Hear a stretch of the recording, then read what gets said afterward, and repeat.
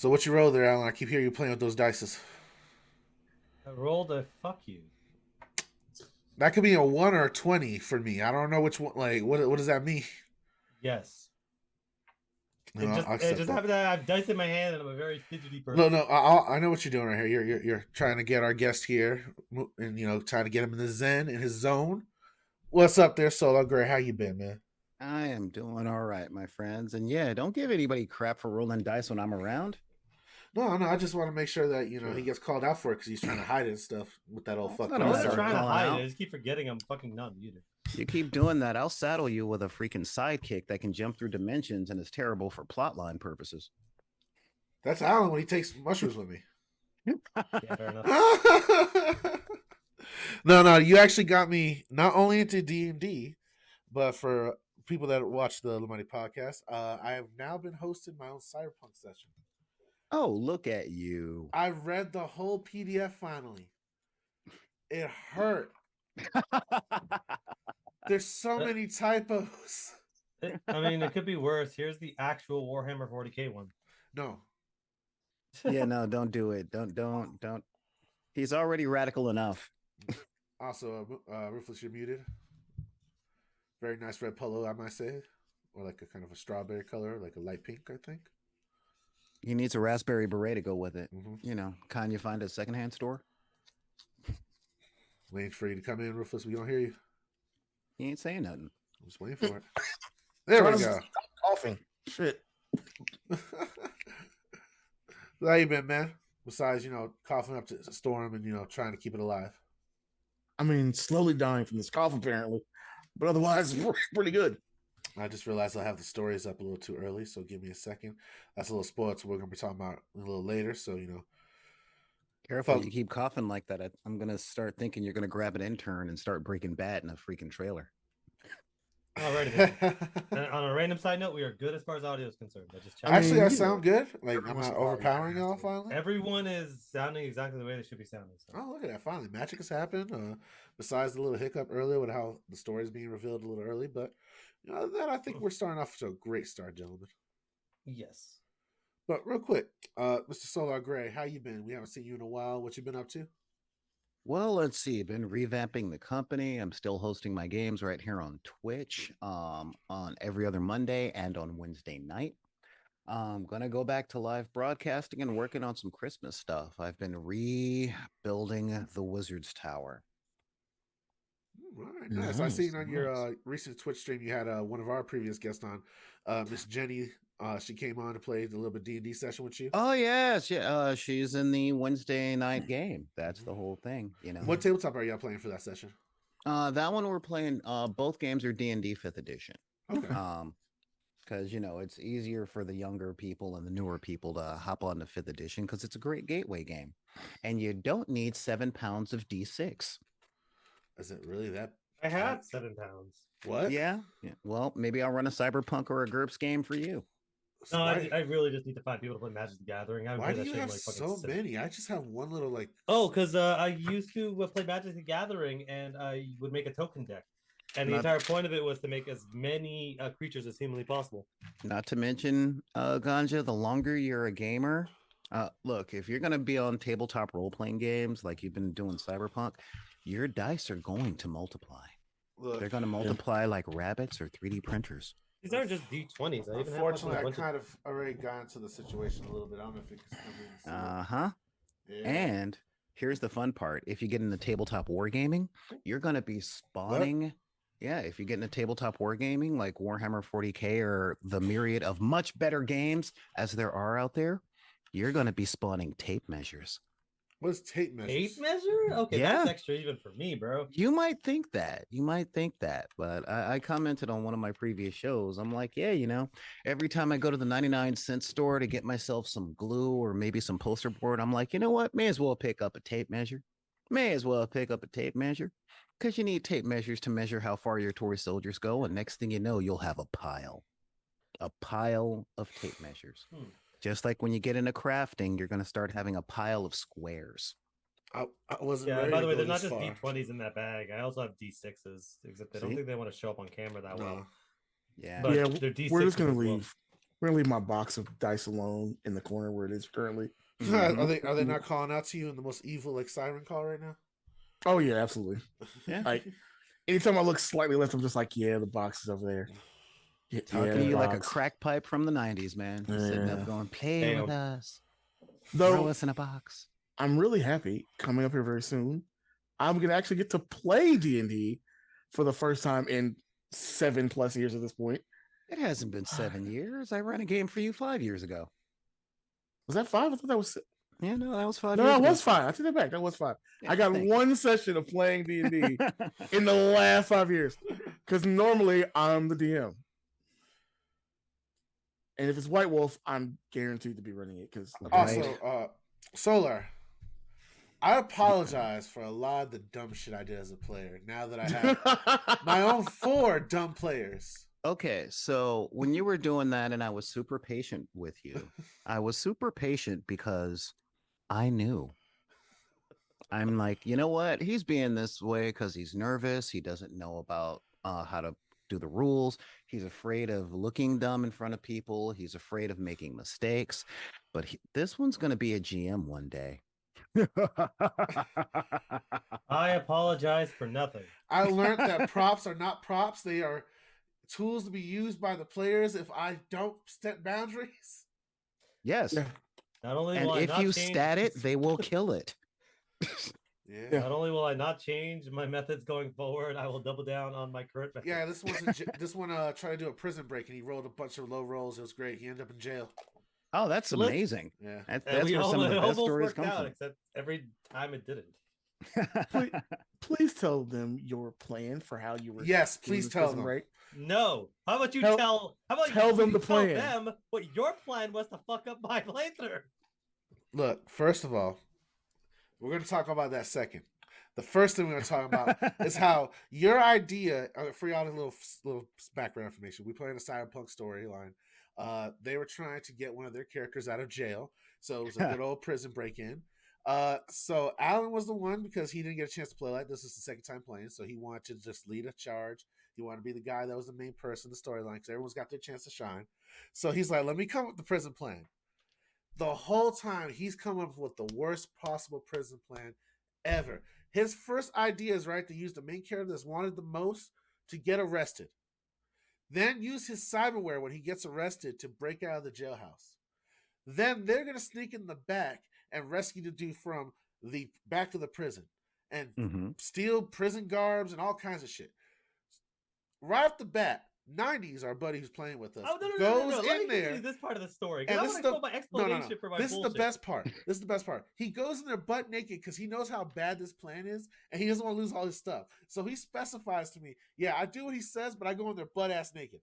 So this man who's wanted by NCPD runs into their office butt ass naked, says I'm here, gets his ass whooped.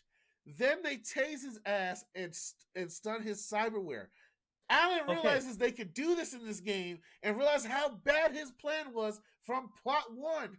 Okay, can I ask a question about that? Can I ask a question about the naked guy?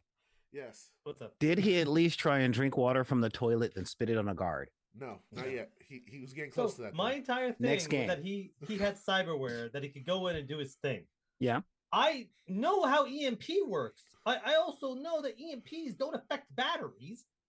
So I assumed any sort of EMP in this universe wouldn't affect cyberware because cyberware would run on bioelectrical chemistry within your body, not on fucking electricity. Right. Like it would be like your fucking toaster. Mr. Scientist, this is where we start. So when I heard he got hit by an EMP, I'm like, okay, oh, it fried his fucking gear? Well, shit, I didn't know that. There you go. You gotta accept that if they have advanced cyberware, they probably have I don't know EMPs would not, I don't know the scientific term. So excuse me. Were you just about to say scientistical? I was. I've been my friend for 6 years. That's you know where this is going. Like you know where this is going. We all hashtag science testicles. Make that happen. You should. Look, I don't know the scientific. You could get sponsored by Viagra. Seriously. Quick lesson for all the kids out there that want to make an EMP. EMPs will fry electrical components. They won't fuck up batteries because batteries are electrochemical. So anyone that tells you your body runs on And- electricity is on crack. See, And there you you didn't- go, bringing wait. in real world stuff to a game of pretend. I did that Wait, with your session too. wait. And I still remember you being mad.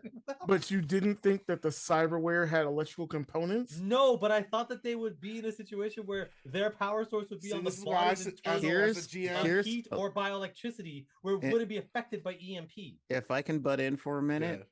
Oh. you really thought that a prison industrial complex run by an evil corporation in a world where cybernetics has both a standard market and a black market wouldn't take EMP into account? I didn't think they would have EMP strong enough to knock out all of it. And when he said EMP, I didn't think about it until he said it knocked out his fucking whatever. So That's I'm like trying to ah, bust out a Folsom with a potato gun, bruh. Solar, you're nicer than It me. could I work just, with a I just right would have got. roll. I just would have told them, all right, well, they put futuristic LoJack on it. Anyways, moving on. If I knew that going in, I would have had a different plan. And then his other buddy rolled a 1 and caused the security system to go Oh, off. and that motherfucker just left the he moment left he you. could. He left you. He just ran. The moment he could, he left. AKA the smartest person in your Look, entire my party. plan would have worked out if we got a couple good rolls.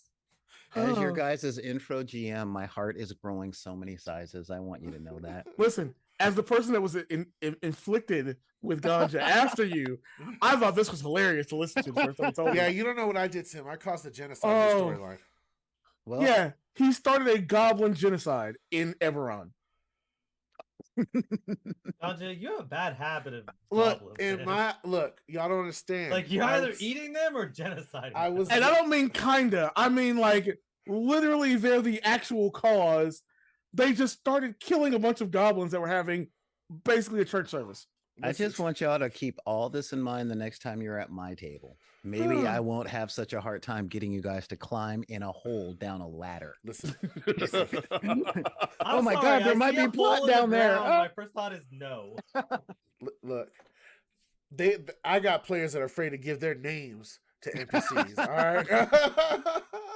Which is smart. Like there It's might not like- be actual phase in Cyberpunk, but It's like, mean, "Hi, don't do I'm the it." black market cyber guy that has an experimental thing that'll help you win the game. Oh, my name is Nunya.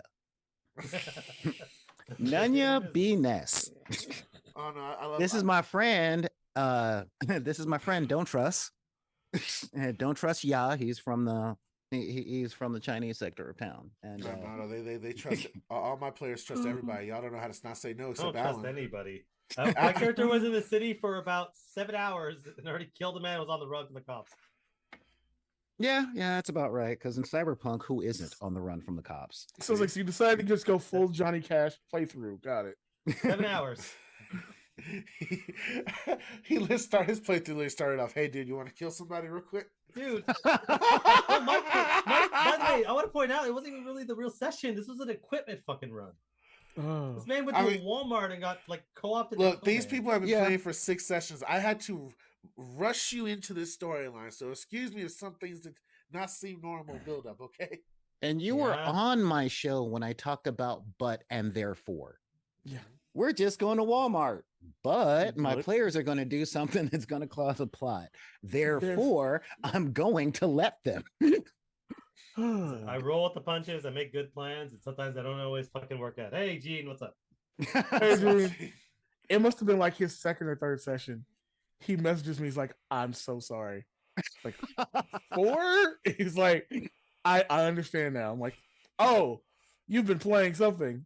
He's like, "Yeah, Cyberpunk." I'm like, I "Ah, also I want to got point it." out all the crazy foibles that's going on with the Cyberpunk is not all my fault. No, it's not. It's No, not we're our just fault. talking about it seconds. because you're here. That's Yeah. all. I only had one plan that, yeah, So I know learned what? that In when you retrospect, make could've been props done for better. players, they will use them. I Yes. thought they were all background stuff or like cool Nope. aesthetics.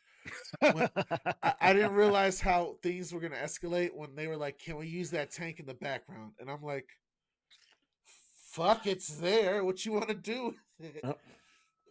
And it turned into them leading a riot downtown, becoming the most wanted people in Nice City for. and I 6 couldn't of end their up buying a playthroughs. car and got kicked out of a fucking dealership at like Yeah, 3 he in the did. morning. That's because Yeah. he's pulling a Kanye in that Jewish. That was not what happened. See, all I'm hearing right now is good times, good times, good times. That's all Yeah. I'm hearing. It was great I mean, times. I mean, my character's currently in prison right now and no hope of getting out. So And the other two are raising kids in Vegas. Oh, The there's always unpredictability. hope.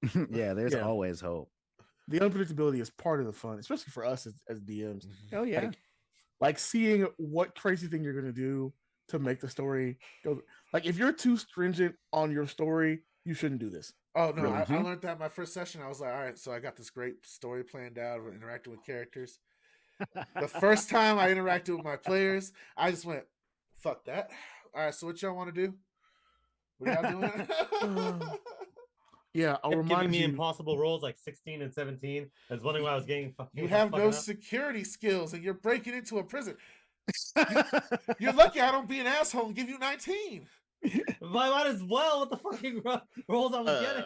Again, you guys tried to start a civil war the first session of playing D&D with me.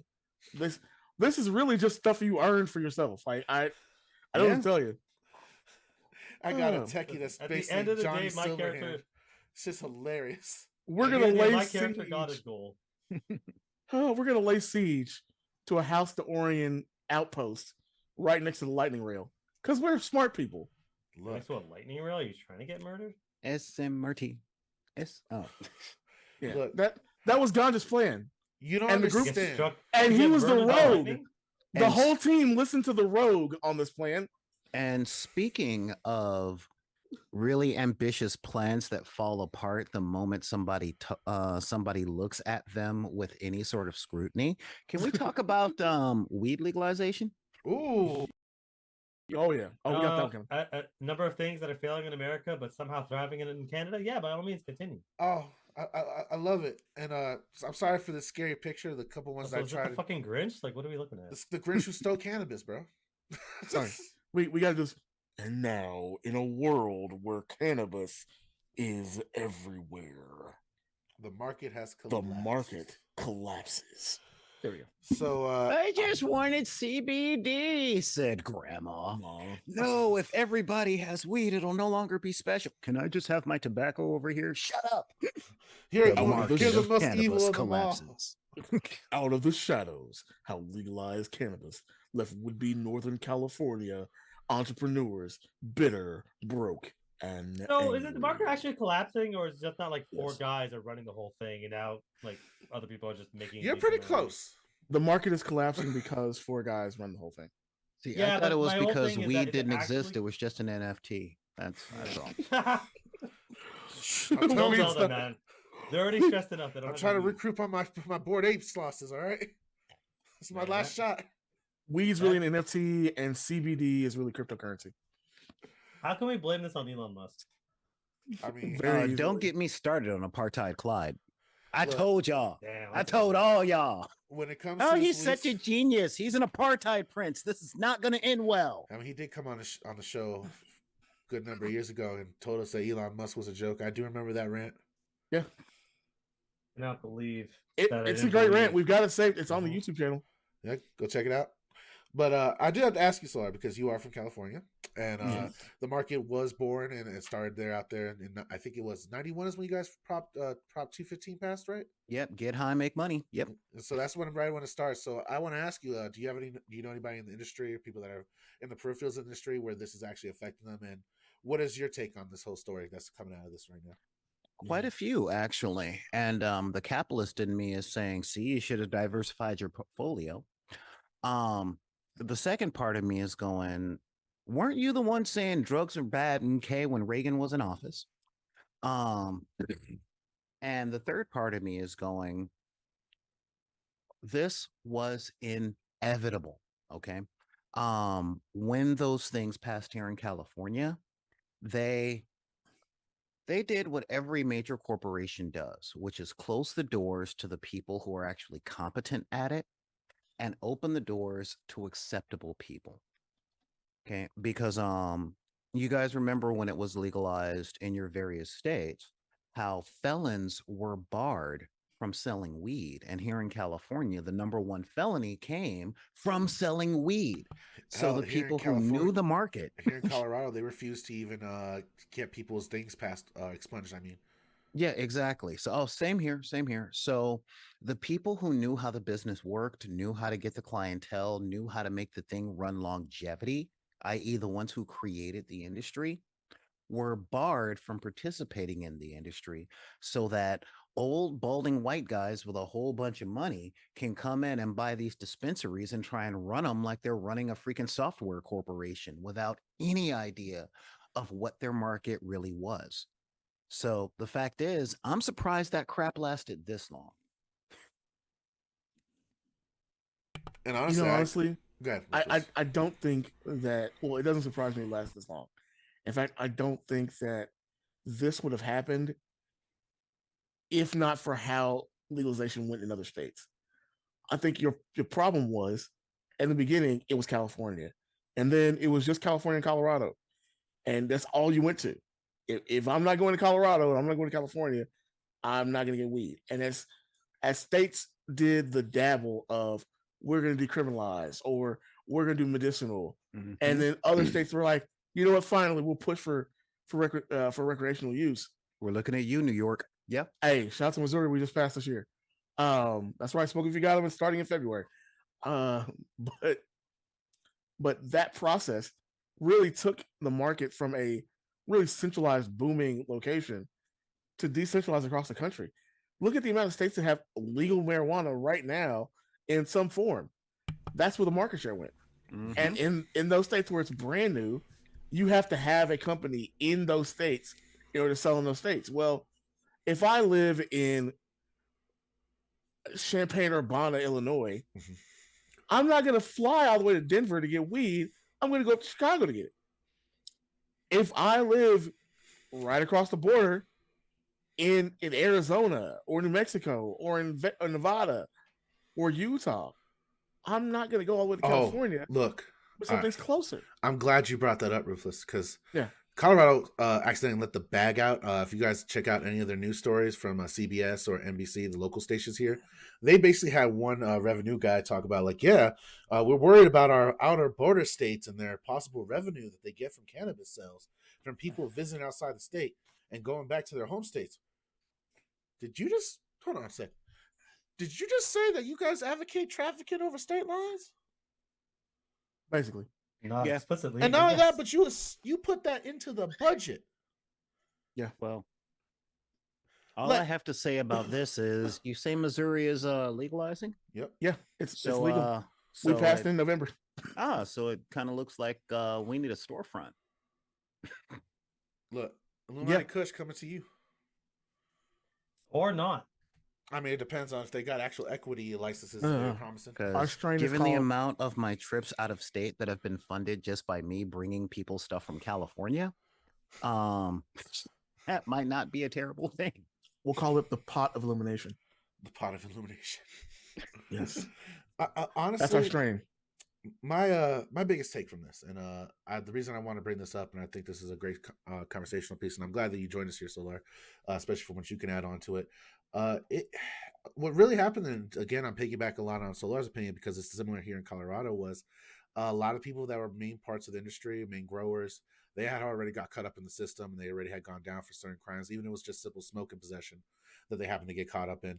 Then they were barred from the system. So what you had was a big rush of, so I said, a bunch of older people that had a cousin, younger brother, or younger nephew, or someone within the marijuana sphere of the culture that was able to basically get them to sponsor their whole grow operations and their whole ideas of setting up corporations. And basically, essentially a lot of these fail sons, because a lot of them were fail sons, because I know the original people that came in during the medical marijuana industry that got pushed out originally around the 2008 era. And the clientele changed, the way the dispensaries changed, the quality of the product changed. And then there was suddenly this kind of pride ship in that a majority of these dispensary owners were not cannabis users. And they kind of use that as a badge of honor when talking to the regulatory committee here in Colorado of oh, well, you can see us, we're honorable businessmen. None of us actually use cannabis. We just provide a good product for our customer base. And that just led to what we're dealing with now, where a lot of these people came in, flooded the market with such a large amount of capital that none of these local growers, local dealers, or local dispensaries were ever going to keep up with, and we're able to crash the price to what it is right now, and they're just going to keep crashing it. One of the things that kind of sparked this conversation that I'm having right now was they had I think it was both a article on the New York Times and Forbes, as well as a YouTube channel video on Forbes where they discuss the California market. And one of the things that automatically keeps popping up is they try to blame the regulations, they try to blame the taxes, and to a certain extent, there is overtax and some regulations that don't make sense. But those regulations and those taxes, when you look at it, are kind of being given to the states by these quote unquote marijuana advocates that are just fronts for multi-conglomerate marijuana corporations that are being backed by other corporation entities now. And they're basically making these regulations and these tax laws, knowing good well that they can pay them and cover their costs, whereas they don't care if your little $10,000, $20,000 store is going to survive these new regulation changes. And when they say they're on the side of the local grower, what they really want is the local grower to be the backbone of them changing the regulations they already disagree with, that probably stop them from cutting corners or getting an extra profit. For example, either some type of pesticide or some type of growing regulation that keeps mold out. It's usually something, when you look into it, that's actually there to protect the customer. Let's not forget control over water. Mm-hmm. Well, that's another thing that happened in Humboldt County, was a lot of those marijuana corporations were drying out the local farmers from the water supply. Well, but in Colorado, you guys have another particular issue to deal with, and that, of course, is the river. Yeah. Well, the fact that it's no longer going to the ocean. Well, being in California, I have nothing to say on that. Like, I think we're into a dangerous territory in general with, we'll just blankly say the drug war, but I think marijuana itself, and this is just the way things look. I think this is the same boom period that tobacco experienced going into the last century. Mm-hmm. I think it's the same boom period that alcohol experienced coming out of prohibition. And it's going to settle into a cost base that is significantly low, that you need to either be doing extremely high volume at a corporate level, or honestly doing, I heard weed and shit, came as quickly as possible, or doing such a craftsman approach to creating, strains and whatever whatever other products, that it can justify a higher price point. But this being able to rely on it as the backbone of things is going to go away, and it's going to become a part of the syntax, like everything else is a part of the syntax. I think that's where we are. I'm waiting for the next market being psychotropics. It's going to happen. It's on its way in the next 10 years. Oh, we were talking about that actually as part of this wonderful discussion, because shout out to Colorado for becoming a narco state. Hey, look, we can only cast ourselves so long as a ski resort. Once those ice caps melt, we're fucked. So, hey, you can still go down a mountain without any snow on it. I mean, it's not gonna be very fun, but you can still do it. I mean, that would hurt. Well, it'll be amazingly fun once they start growing the mushrooms on it. You just start making snow. What do they got in those Rocky Mountains? Opium? No, that's in the Ozarks, bro. Hey! I got a Netflix account. Oh yeah, I was about to say. So what's the Netflix who showing? Stop talking about shit. Like, don't talk about the opium. Oh, it's fine. There aren't any feds watching. I can say whatever I want. Darlene ain't coming to California. I can't hear the word. She definitely ain't coming to the hood. I can't hear the word California without thinking the Red Hot Chili Peppers song, and just California, rest in peace, just every time. Oh, Californication? No, the other one. That's the name of that. Oh, Danny California. Yeah. Every fucking time. California, rest in peace, just immediately starts playing. That's funny. I can't not think of Tool's Enema, but Oh, fucking I live trains here. are also ruined for me too. Every time I fucking hear the stock train, I just keep thinking of 8 Mile Road. I think one of the last things I want to say about can I call you Clarence? No. One of the last things I want to say about this is all the people, especially there's a lot of like libertarians and people that consider themselves anti-status in the marijuana community due to the culture that came out of the hippie movement. And to those folks, I really want to implore that y'all look at who's making these laws and regulations and stop doing it. It's the Democrats and the Republicans. It's the people that need to step up to the government, man, and start realizing that now that y'all are participating in a market, you are under the thumb of market trends and values, which includes market supply and demand. And you guys are not going to be on the good end on that supply chain, because you guys can't compete. Like Rufus said, unless you're doing that special artisan shit where you grow like special bloods that like play Pink Floyd as you smoke it or some shit. Okay, I'd start smoking weed if that were the case. It's not physically possible when we embedded sound waves into this physical medium. But that's my exactly. point. That's my point. So you're gonna have to get so. If my weed starts doing another brick in the wall, I'm smoking the crap out of it. Yeah, but if my weed starts doing the Omaguma album, if I just start smoking and hearing several species of small furry animals gathered together in a cave and grooving with a pict, I'm buying more. You couldn't do it in the weed itself, but you could make a bomb that could easily just vibrate as. Hush! We're gonna say that idea. Yeah. It worked really well with vibrators. That's all I'm gonna say. Hush. Well, that's all I gotta say on when it comes to the cannabis story. Okay. So. All right. I heard you. Okay. Mm-hmm. I do want to bring up another story about treachery and people going out on their own for greed and screwing over the collective for their own pursuit of money. The vibrator industry? No. Good old Krista Sigma. She's broke with the Democratic Party recently, and she had to just break that 51 lead, didn't she? Yep. She decided to be an independent. And I mean, if you've ever listened to anything she's had to say, you realize that she is an independent. She belongs to corporations. She's been bought and sold quite some time ago. But yeah, that's where we are now. That's we just get control over things. He is apparently going to continue to caucus with the Democrats. So officially the majority is still there, but yeah, that's where we are now. That's where the hell we are now. As long as they don't start calling stupid decisions made by the Senate cinematic, then I'll be fine. Actually, we should do that. Actually, we should probably have someone make a title card. We got a graphic art designer now. We should probably put that down on the yes. Because seriously, fellows. Cinema left the Democrats. Oh, she became a step closer to honest. Just a tad bit, right there. I don't know about that. No, she did because she didn't become. No. She's not a Republican. She's a corporatist. She literally just loves the money that they give her. Mm-hmm. Okay, I guess honest is in just more transparent because yes, that's the whole thing. That's. Mm-hmm. So where does this lie in terms of policies and shit? Because does this mean she's going to swing more socially conservative, more economically conservative? No, it's economics. If she swang more socially or economically conservative, she'd have to have a very well starched hat. Okay. Or just a hood in white, or stop bending her knees when she walks, because who said she used to walk? Can you walk when you're servicing the corporations like that? No. I feel like there's a little bit of chain play going on there, little chain leash. Yeah, because I mean, seriously speaking, it's the level of corporatist that she shows in all of her yes and no votes, mainly her no votes, essentially states where she is right there.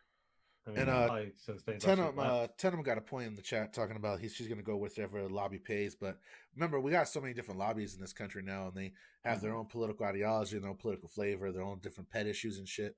So I'm wondering where she's going to align with those different money interests. Like, for example, there's money interest for cannabis now. They could pay her for fucking shitload if someone she's on every legalization bill, just sign her name away. But on the same aspect, but tobacco could pay her more to be anti-weed. Exactly. At the end of the day, honestly, that's probably why she ended up leaving in the first place. Because we talked about this. Yeah, we talked about this before. Like, there's going to be the shift is not Democrat or Republican. The shift, the realignment is people who are very clearly corporatists taking more particular positions and coming out as being so. That's where we are. That's the stage we're in now. That's the stage we've been in since we were in the 80s. When I was a young man, somebody said if the difference between Democrats and Republicans are if you want to keep your money or give it away. Well, yeah, but the difference now is they can openly say, I'm independent, aka give me all your corporate money. Yeah. But that might have also because remember, independent used to be I'm too radical to be one party or the other. Now it's I'm too bought to be one party or the other. That's radical. Or less of a situation of necessarily being too bought, or more situations like when you're part of the Democrats, when you're in that essentially hive mind, much like the kind of Republican, you need to toe the company line, for lack of a better word. There might have been a situation where it's like the corporation's like, look, man, the Democrats are getting too high on their own supply. We're not gonna be able to control that whole lot anymore. Not like we've been able to much in the first place. Let's try to cut out as many fucking people as possible so they can't hold all that fucking power anymore. And she was just either the weakest chain of that fucking link or the lowest fucking hanging fruit, and was able to get the fuck out. Someone probably cut her a fat check to be like, hey, get the fuck out of that DNC. Don't trust me, you'll be fine. She's like, yeah, I'll be fucking fine. But they want to slowly weed away at that gigantic fucking, DNC fucking tent. Because they don't want to have too many people thinking all the same things or being forced to think the same things. Because we know that's how the Democratic Party works. We know that it's like free thought doesn't actually matter. And if you're saying they're trying to argue with me, vote blue no matter who. Like, who thought the Democrats? There's always people out there. Are fans of free thought? There's always people out there. You know people like that. I feel like if they watch our show and it isn't their first time, that they know that that's not the case anymore. I just are you feel like still fucking up people's names, man? No. It's Chris on his other account, so he didn't realize that was him. You know how we call him. It's 10 M's. I fucked up his name. I tried. I swear, I tried. What did we tell you about trying? Would that be Eminem? Don't do that to me, because now I'm gonna fuck it up.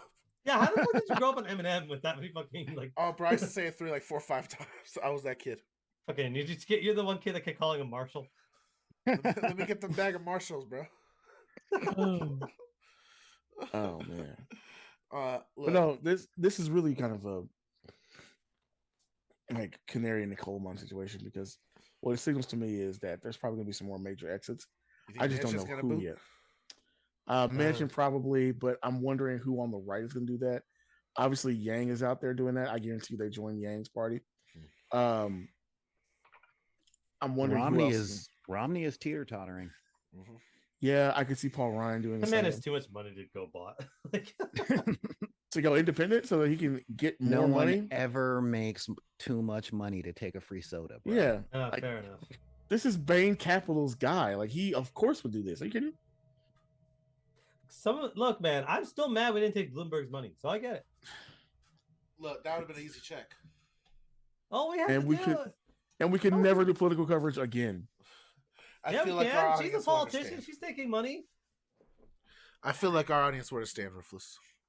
No, they wouldn't. Especially if we just funded it. They would. Because it would be like, welcome to the Illuminati Podcast. Government sucks, and Bloomberg is perfect in every way, and that's not a political opinion. Lord Commander Bloomberg. Oh, damn, I'm so hot. He will bring the glorious imperium of Bloomberg. Okay. If we had taken the money and shown the money on camera, as we said nice things about Bloomberg, maybe they let it slide. What do you think? Now you're fucking reasonable. Like a year and a half after the fact. No. But I'm saying, but honestly, no. Gotcha. What do you think about this? I think for the union vote, I think it might be best if we probably go Bloomberg on this. He's got good deals. Good contracts. He's just fucking fat stack. Yeah. Oh man. Speaking from the perspective of a homeowner that needs a new water heater, principles versus cold showers. You tell me. I chose cold showers, but I did not like it. I'll be honest with you. So it wasn't cold showers, it wasn't something I'm gonna write in my book. Like, man, and I'm glad for the protest. I've rinsed my ass with river cold water. Look, I like cold showers. So that's how you get used to it. Yeah. No thanks. Look, I'm sorry. We have 5 years on this planet before there's just cold doesn't exist anymore. I'm gonna enjoy it. Keep forgetting you're Canadian. You guys like that stuff. No, we're just used to it. I love it, but a lot of Canadians don't. Snowflakes, his nipples get hard, y'all. God damn right. Well, yeah, mostly because it's the fucking cold too. Yeah, and that's true. Yeah, that's true. Oh, damn, that was a good 180 on me. You got a point it's not my fault you say dumb shit. If we were fencing, that's a point for Alan. Wait. Fencing? That's what you have? Not like tennis? Can we actually get ganja canceled? I want to do that next. What I do? What do you mean? What'd you do? Hey, ganja. How do you feel about Biden deporting all the Cubans? Oh no. You see, Solar here as a guest. How do you feel about the U.S. beginning to deport the Cubans by plane? Mm-hmm. By plane? By plane. I mean, they specified that. I don't know why, but they said by plane. Oh, because if they did it by boat, that might go over way worse. Way worse. I wonder why they don't want to do it by boat. What?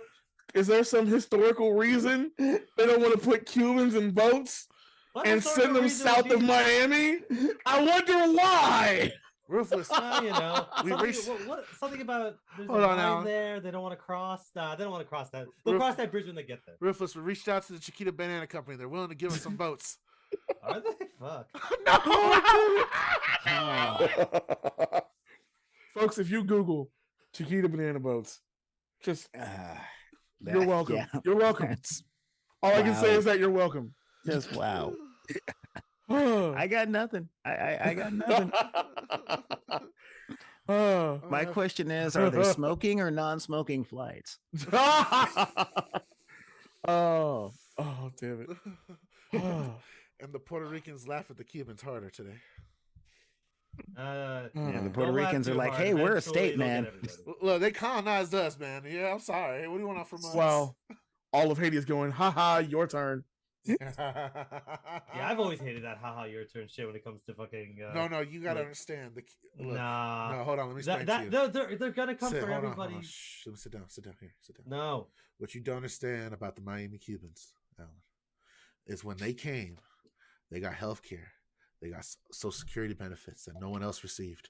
They got housing, they got food. They even some of them got actual stipends from the government. Hey, Ganja, do you want me to tell and you the Haitians got shot and put back in the boat. And look, and not only that, hold on, I'm not done yet. I'm not done yet. This is some Floridian history. I got to teach you first, but we'll give opinions. Now, in response to the Haitians daring to try to do the same, the Cubans and other Latino kids with racist affiliations would host an event sometimes around the year called Haitian Day. And they didn't throw parades for them. Now tell me how you feel bad for them. Okay. Do you want to know why they did that? Why they gave them the healthcare? Why they gave them the houses and the jobs? Mm-hmm. It's so that other minority groups would be mad at them because it's easier to pit them against each other than for them to realize the common enemy is. May I ask some That's more, not why, actually. May I ask some more background history? No, hold on. They did it because the U.S. literally helped take over Cuba and get the initial revolution started, and then realized this is a bad idea because Castro is now not our friend. I'm just saying, Fredo made the wrong phone call. See, had he gone there, then Michael would have been able to set up the whole deal with the Castro government, and Hyman Roth would have still been dead. Never watched Godfather 2. You should. It's really good. You like the game. I did not even like Godfather 1. Yeah, I said it. You like the game. You should love Godfather. The games are great. All right. Besides that diversion, look, here's a little more background history. I got to teach y'all. Ready? Okay. The Cubans that came on the first immigration wave were ultra right-wingers and people that were members of the Batista regime that tortured and killed peasants. The wrestler. Well, if you need that for reference, and for any editor right now, this is a good time to put the wrestler there for no reason. But if she just revealed your deepest, darkest secret. They sold the whole movie on that joke in the movie. They did. But yeah, continue. But Mr. Batista of the Guardians of the Galaxy was a dictator of Cuba at the time, right? They escaped to Miami, and the CIA, in conjunction with the United States, the Kennedy government, every government after that, used Miami as a base for covert operations against Cuba and also terrorist attacks.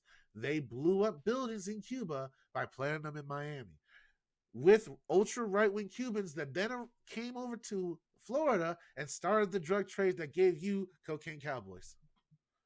Yeah. And Dr. Roxo. The rock and roll clown. I'm just still seeing the white capitalists that are orchestrating this whole thing. And Scarface. But I just want to point out these white capitalists are sometimes Cuban too.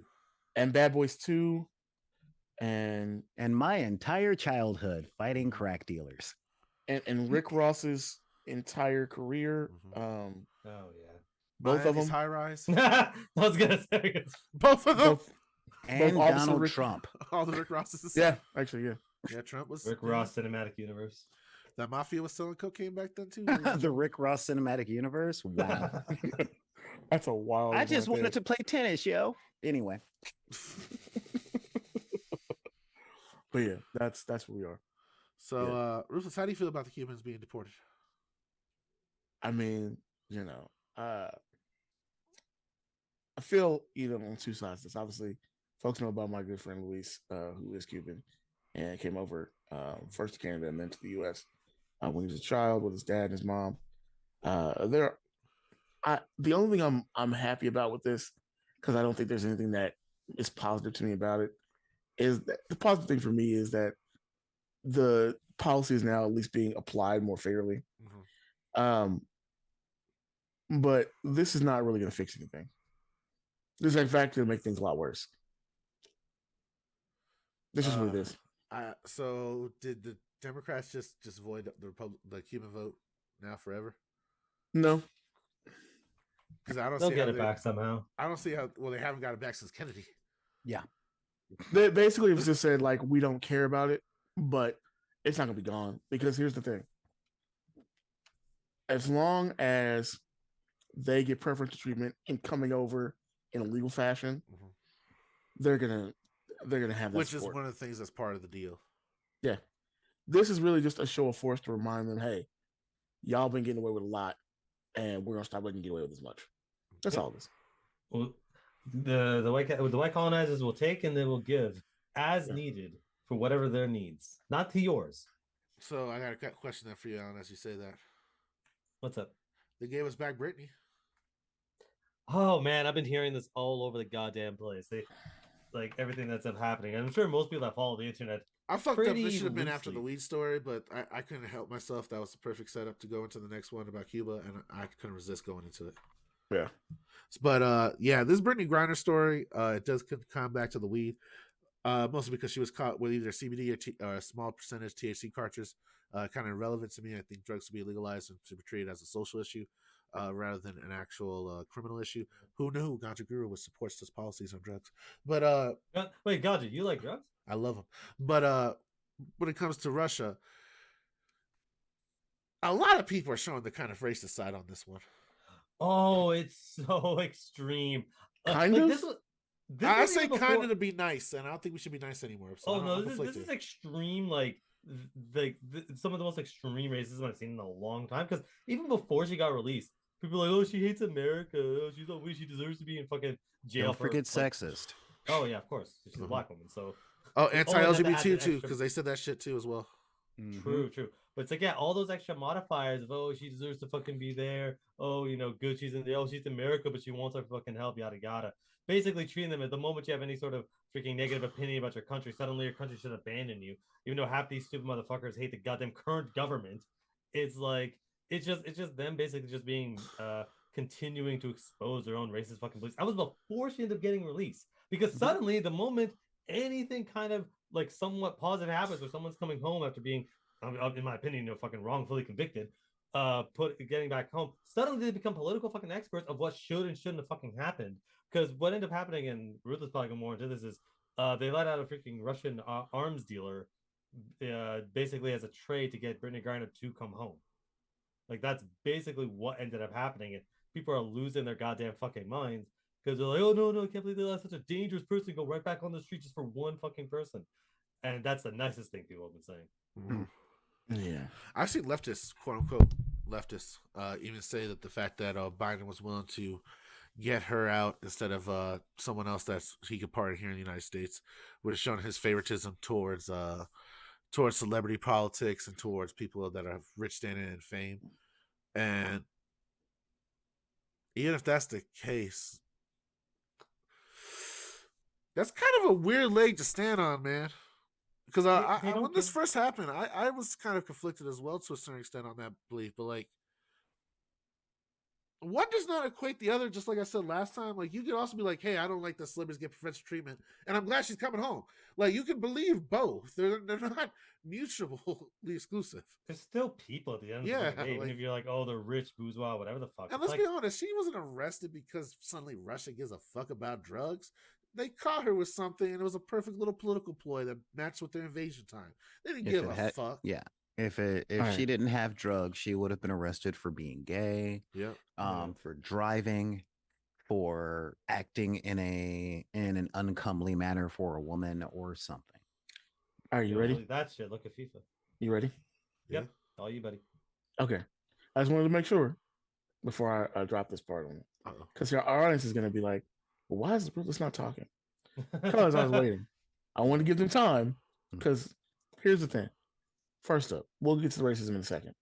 First up, she's not the only person that was traded for the Merchant of Death. Now, if the name Merchant of Death seems to be odd to you, sounds like a name you might have heard somewhere before, it's literally the name that they give to the basis for Nicolas Cage's character in Lord of War. Shout out to M10 for noticing that one.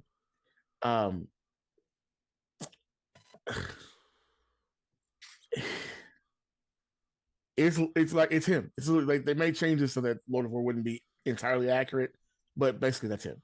When they finally caught him, that's when the movie came out. Now let's back with that for a second. She wasn't the only person freed. There's a teacher that's been in prison there for, I think, coming up on like a decade plus on the most ridiculous trumped up charges as well. And he's a teacher and journalist. He was freed along with her. This was really more about getting him home than her home. It's just that she was, as we often talked about, the big light that spotlights the issue that needs to get things done. It's a lot easier to negotiate for, I know how people feel about the WNBA, but a celebrity athlete is to negotiate for the average person. If me and Solar get taken in Russia, it's going to take 20 years to get us back. I'll break y'all out. No. You're assuming that they try. No. Don't worry, you guys. I'll break you out. It took me 5 months to get back. I didn't say the U.S. would get us back. I just said it would take us 20 years to get back. Never said they'd get us back. But yeah, it takes 20 years to get back. I'd be shocked.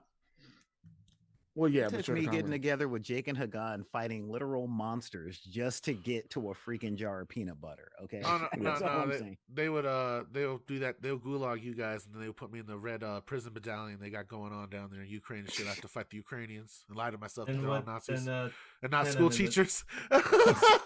Yeah, 10 in the chat. They're trying to get also a Marine out, but they wouldn't give him over. The thing is, I didn't hear about the teacher. All I heard is about the Brittney. I didn't hear about the. Nah, that teacher's and then been going on there's since a Marine that's Snowden, also I think, right? Get out. Yeah. Now, Snowden? No, it's Snowden's. Snowden's there voluntarily. I mean, the same era. It's around the same era, like 2008 to 2012. No, it was earlier than that, but yeah. Earlier than that? Yeah. But the thing about this, and I said I'll get to the racism. Okay. Yep. They're right in that at some point they were going to find something. The only thing that was protecting her was the fact that she played for the Russian basketball leagues, which of course make money for the country. But if you're in the middle of a conflict with Ukraine and the U.S. is helping the Ukrainians, what's the biggest bargaining chip you can have? An American that people know the name of from a group that people are going to be up in arms about being marginalized in their home country. So who better to take than a black lesbian basketball player? You can get whatever you want out of the U.S., as you can see with Avon. This was always a because you can't get your hands on Oprah. Well, that's never gonna happen. Not yet. Oprah has a secret private army. You're not getting Oprah. It ain't secret.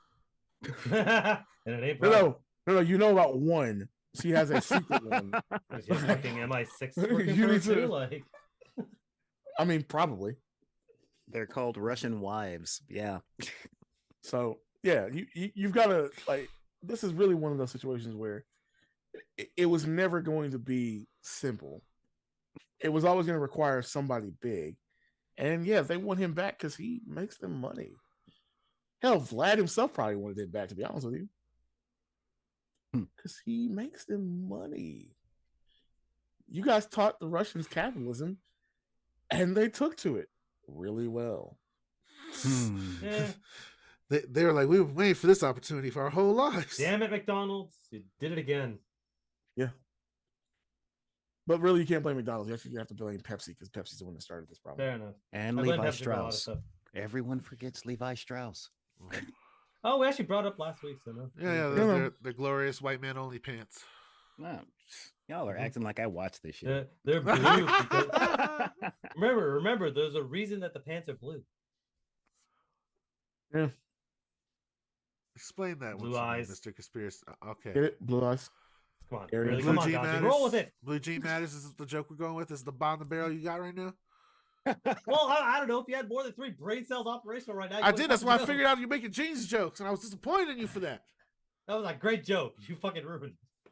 Well, your opinion on the whole situation ruined that. Are you saying that there's a conspiracy that Levi Strauss is actually like a eugenicist and he sells blue jeans to push the point of Republican stuff as a blood thing? No, just that they were one of the. 'Cause if that's what you're saying, I'm just saying we've known that in the black community forever. That's why we don't wear Levi's. That's why we call them mama jeans. They're about getting your mama's jeans. See, that's all, you gotta open. Stop your it! mind. Stop it! You're going Hotep. Stop it! You're turning Hotep. Stop it! Stop it! Turning? It's been You're gonna start. You're gonna start selling overpriced sea Look, moss. For the record, all right. Look. See. You see. Damn it! I am not a hotep. I'm just starting on this so I can start yelling and tearing off my shirt, and then I'm gonna start selling you silver and nutrient dense foods. Can I make an order on a bee pie? Yeah, Some edible red clay. Bro, turtleneck, not bow tie. Damn it! I Oh. always get confused. Remember, he's Mr. Rogers, not Doctor Who. I had that happen to me recently. Doctor Who is not a very nice person. It was like what 6 months ago when I told Oh you. yeah, good men don't need rules. I ran to that Nation of Islam dude and asked him when he's got those bean pies. He said later. He's just out there with the newspaper right now. I mean, you got to cook them, so it takes time. It was too early in the morning. I was asking. I keep thinking you're saying bean pie, not meat pies. No, they're bean pies. No, he Bean pie. Yeah. Bean pie. Yeah, I'm like, Arabs don't fucking make bean pies. What are you talking These ones do. about? They're not Arab. Look, they're Muslim. They're black Muslims. Yeah. Okay, I was like, it's a completely different thing. He don't know the difference. Why I confused him. His eyes lit up too. He's like, really? Bean pie? We can Guys, eat I'm everything like, from the like- sea. Why will we need to make pies out of beans? True. We have kale, the most ultimate. But Alan, before we get off into another tangent about hotepetry, I want to ask you your opinion on the whole situation with Brittney Griner. I think this is just another reason for people to just get mad at. Again, there's another reason for the internet to get mad at their favorite thing, and in order: women, black people, and then the LGBT. And any modification of some combination. Nobody that's yelling about this actually cares. Nobody that is mad about this actually cares. Nobody that's sitting there saying it's a bad trade or whatever actually cares. This is just another reason to get fucking mad at a woman on the internet. And whatever modifications you need to put on there, this is just another fucking reason for that. I'm glad these people are home. And hey, a fucking Russian arms dealer, quote unquote, getting sent back on the street because y'all understand how fucking any of this shit works. It's like no, it's like that's none of that will happen. You don't actually know what the fuck you're talking about. Just if they just admitted it, been cool. It'd be less bullshit. Just like that fucking politician on our last story. Just admit you're a fucking piece of shit asshole that hates women. That's all you gotta do. They'd be less mad at you because we wouldn't have to fucking sit there and try to bring it Your out. voter base will probably go up. Yeah, exactly. But it's just like everyone's just sitting there fucking brushing up on their goddamn Russian fucking history and watching Nick Cage movies so they can have a fucking opinion. Well, in all fairness, I watch a lot of Nick Cage movies so I can have an opinion. And the opinion, or my opinion, is actually fact, which is Nicolas Cage is a national treasure. No, he's not. He should be has stealing 2 good himself. movies in his entire repertoire. Stop that. My nation. All right. He is a treasure to my nation. Nicolas Cage is trash, and I'm tired of fucking saying otherwise. He is trying to evolve the art form of acting. Yeah, into the ground. You don't evolve into the ground. You evolve to the heights of things. No, you can evolve. And no to the one ground. can tell me differently. And if you try, I'll just talk over you, even if I have to recite the alphabet. A, B, C, D. I can't E, tell F, if G. you're going. I knew you were going there. I really knew you were going for that, and I was like, I'm just gonna let him go. I'm just gonna let him go. He's Are we going to I inform can't tell Solar if that he's- we got rid of the filibuster second season? Did we? No, we Wait, didn't. I If can't not, you just would've been talk kicked as off much the as I show. want. No, you're fine. We're making a joke. If we did that, he would have been kicked off the show years ago. Fair enough. I couldn't tell. There if wouldn't be someone a was trying- show. No. Man, I'd be great at the filibuster too. Holy shit! Yeah, you would. You would have shut the fuck up. I love that Oh, fucking man. Parks and Rec thing where she just has to fucking go for like 40 hours straight, just saying whatever the fuck random bullshit's coming in her mind. I mean, we could actually watch Lord of War and do it for expose. I'll only Makes do sense it if we now. get to watch 300. No. Damn it. That's You're cool, gonna too. keep trying this, and we're gonna I'll keep telling get you it. no. You got 20 more days before this year's up, so good luck. Oh, I'm not gonna get it this year, but I'll get it at some goddamn fucking point. We have But, half an hour talking about the propaganda. That Before we is move 300. on from this topic, Solar, your opinion, sir. My opinion, Yes, please. Go in hard. truth, In truth, I don't yeah. have one. Ooh. You see, yeah, seriously. When I look at news articles like this, everything I hear you guys saying, I'm like, yeah.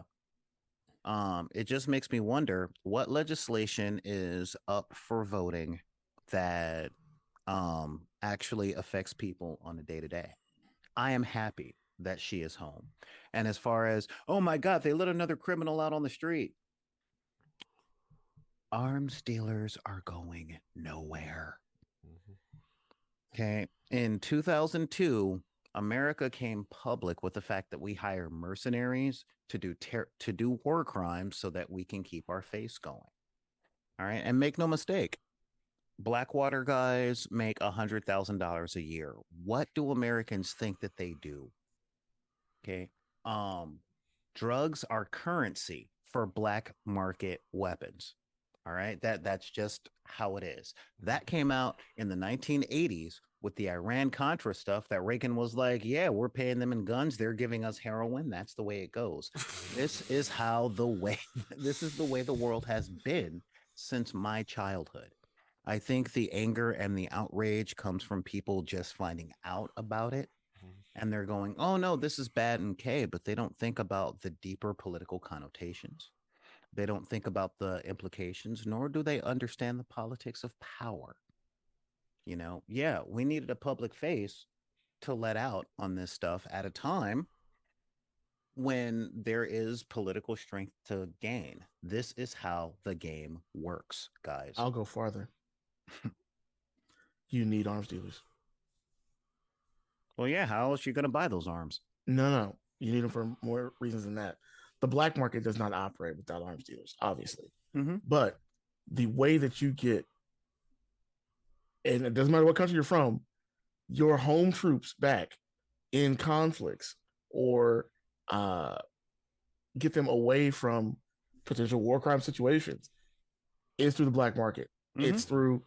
It's literally through spy networks. Hell, the currency of those are, again, arms and drugs. Yeah, and I'll take it even a step further than that. Yeah, we're focusing on, oh my God, they let out arms dealers, blah, blah, blah, blah, blah. It's my same thing about immigrant labor. Quit getting mad at that person and get mad at the people paying them. Or, you know, they let freaking an arms dealer out. Oh no, how tragic. Why aren't we mad at the people that make him rich? Why aren't you mad at the reason he has to exist in the first place? Yeah, I mean, you know, that's the whole, like, Eazy-E said it way back in the days. Yeah, I sell weed, but I ain't got helicopters and boats to get it over here. Yeah. You know, why aren't we looking at that? So that's where I am. But keep in mind, I'm a middle-aged man that's been watching all this since he was 4. Okay, yes, we got our woman back. And you know what? Part of a president's job is to get hostages back from hostile territory. That's like paragraph 4 of the job description. Okay, you're going to have to negotiate ugly stuff. And it wouldn't be ugly if there was a simple solution, you know, but it's not like the arms trade completely dried up. You know, it's not like, oh my God, we got the Lord of War in prison. Now nobody buys illegal firearms. Forget dried up. It's not like his arms dealing network dried up. Like, he was in jail. The rest of his organization was still working. It's like these people have never seen The Wire. Oh my God, we put Barksdale behind jail, but Stringer Bell is still out there running the freaking organization. Well, that's what 10 M's brought up, was the whole idea that his network is gone. Like, he doesn't know half the technology and stuff like that. That when he originally got arrested and all the stuff he was doing at his height of his trade, 3 years is all it takes to get caught up. And not only that, like, Russia has long got different type of arm dealers, both either in the country or their surrounding states, or even friendly territories where they got assets in, that are already doing his job 10 times over. Mm-hmm. Oh yeah. He's completely becoming irrelevant. But it's like, the end of the day, Zola knows more about the current situation than anybody that's getting mad at it because they just want to get mad. Yeah. Like, oh, arms dealer out on the street, therefore he's gonna go immediately. His first thought is gonna shoot a child. It's like, And no, the you real crackhead. fact behind it is you give these people reasonable mortgages, decent wages, and the security of knowing that everything they work for won't fall apart in 15 days from 2 freaking memos, and they will give less of a fuck about what's going on with this WNBA player than they gave about gang violence and freaking the stock market crashing in 1983. Okay, You know? they won't even know that it's happening. So Yeah. says the survivor of 5 mass shootings by the 5th grade. Okay, I mean, seriously, these people are mad because they're not mad at the woman getting out of prison, or they're not mad at the president or any of that stuff. They're mad at their lives. They're mad that they have followed the rules to the best of their ability and they're one accident or medical procedure away from going broke. That's all they're yelling about, you know. So I you would say get they're even more mad at the lack of control that they have. yeah, Because they see moments like this and realize they actually aren't in control of anything. yeah. I mean, real talk, you know. Yeah. So what's my opinion on it? I don't have one. I'm trying to pay a mortgage, you know. And so are most of the people that are mad at it. But instead of being mad at what I see on the news, this is, you know, since I'm so anti-Karen, I'm like, I got to figure out a way to help the future be a little better than my present and make sure I don't die of some preventable disease or starvation in the meantime. Yeah. So she's getting out. Cool. I'm glad. I'm glad for her family. I'm glad for the people that care about her, that they're finally letting her come home, you know? So good on that. As far as letting out the merchant of death, who knows? Maybe he'll get a Netflix documentary and he'll be good too, you know? But it's not like white phosphorus rounds stopped being shipped to the Middle East. And it's not like the local meth dealers aren't getting their hands on AK-47s and Uzis. Yeah, not like the So- U.S. government just had a new fucking stealth fighter just come out on the market. So Yeah, The exactly. new accusations of selling surplus weaponry in Ukraine. Yeah, exactly. Yeah. You know. but you know, that's all Brittney Griner's fault. Well, moving on to the next topic, and this one I'm going to give to Ruthless as well because. So how are we going to talk about this sexy Puerto Rican here, or Mexican, or indigenous Mesopotamian, Aztec, Ethnically ambiguous. ethnically indigenous? I guess that's what we're going with. No, it's not ambiguous. You ask the light skinned Mexicans, they real mad about this one. Really? So, oh yeah, What do they got to So be to- mad about? They have Mexico still. because there weren't enough lighter skinned Mexicans to represent the diversity of Mexico in Wakanda Forever. They had too many of the dark skinned ones. Do they not have the whole telenovela series and Telemundo and all that shit?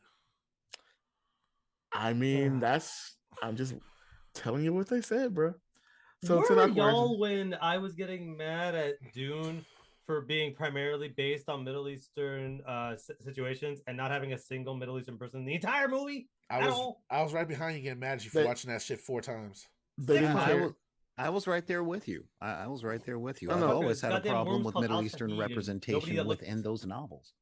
They didn't care because it was white people replacing them, Mhm. and you know they think they're white the people. fucking worm is called Al Shahid, and I'm the only person that's called that can pronounce it properly. I thought it was Shah Halud.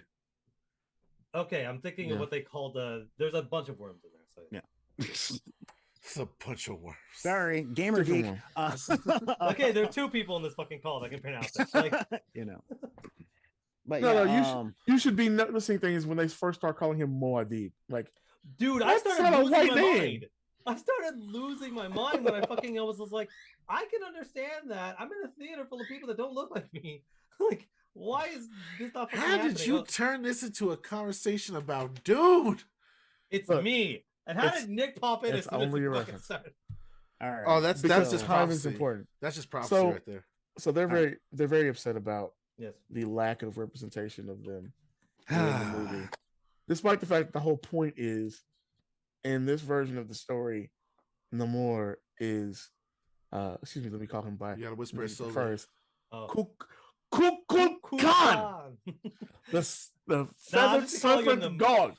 Nah, I'm calling him Namur the whole time just because I like the way that rolls off the tongue. But he is said to be, again, from a pre-conquest native culture, and thus he is called Namor because the Spanish priest who was helping literally the conquistadors as they raped and pillaged the village on top of where his people were from and enslaved the people, and he then saves, called him a child without love. Mm-hmm. So why would he be any fairer skinned than the native cultures in Mexico? Yeah.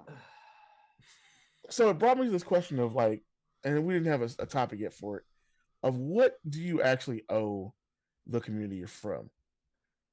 Because this particular problem is not just a Tenoch in Wakanda Forever problem.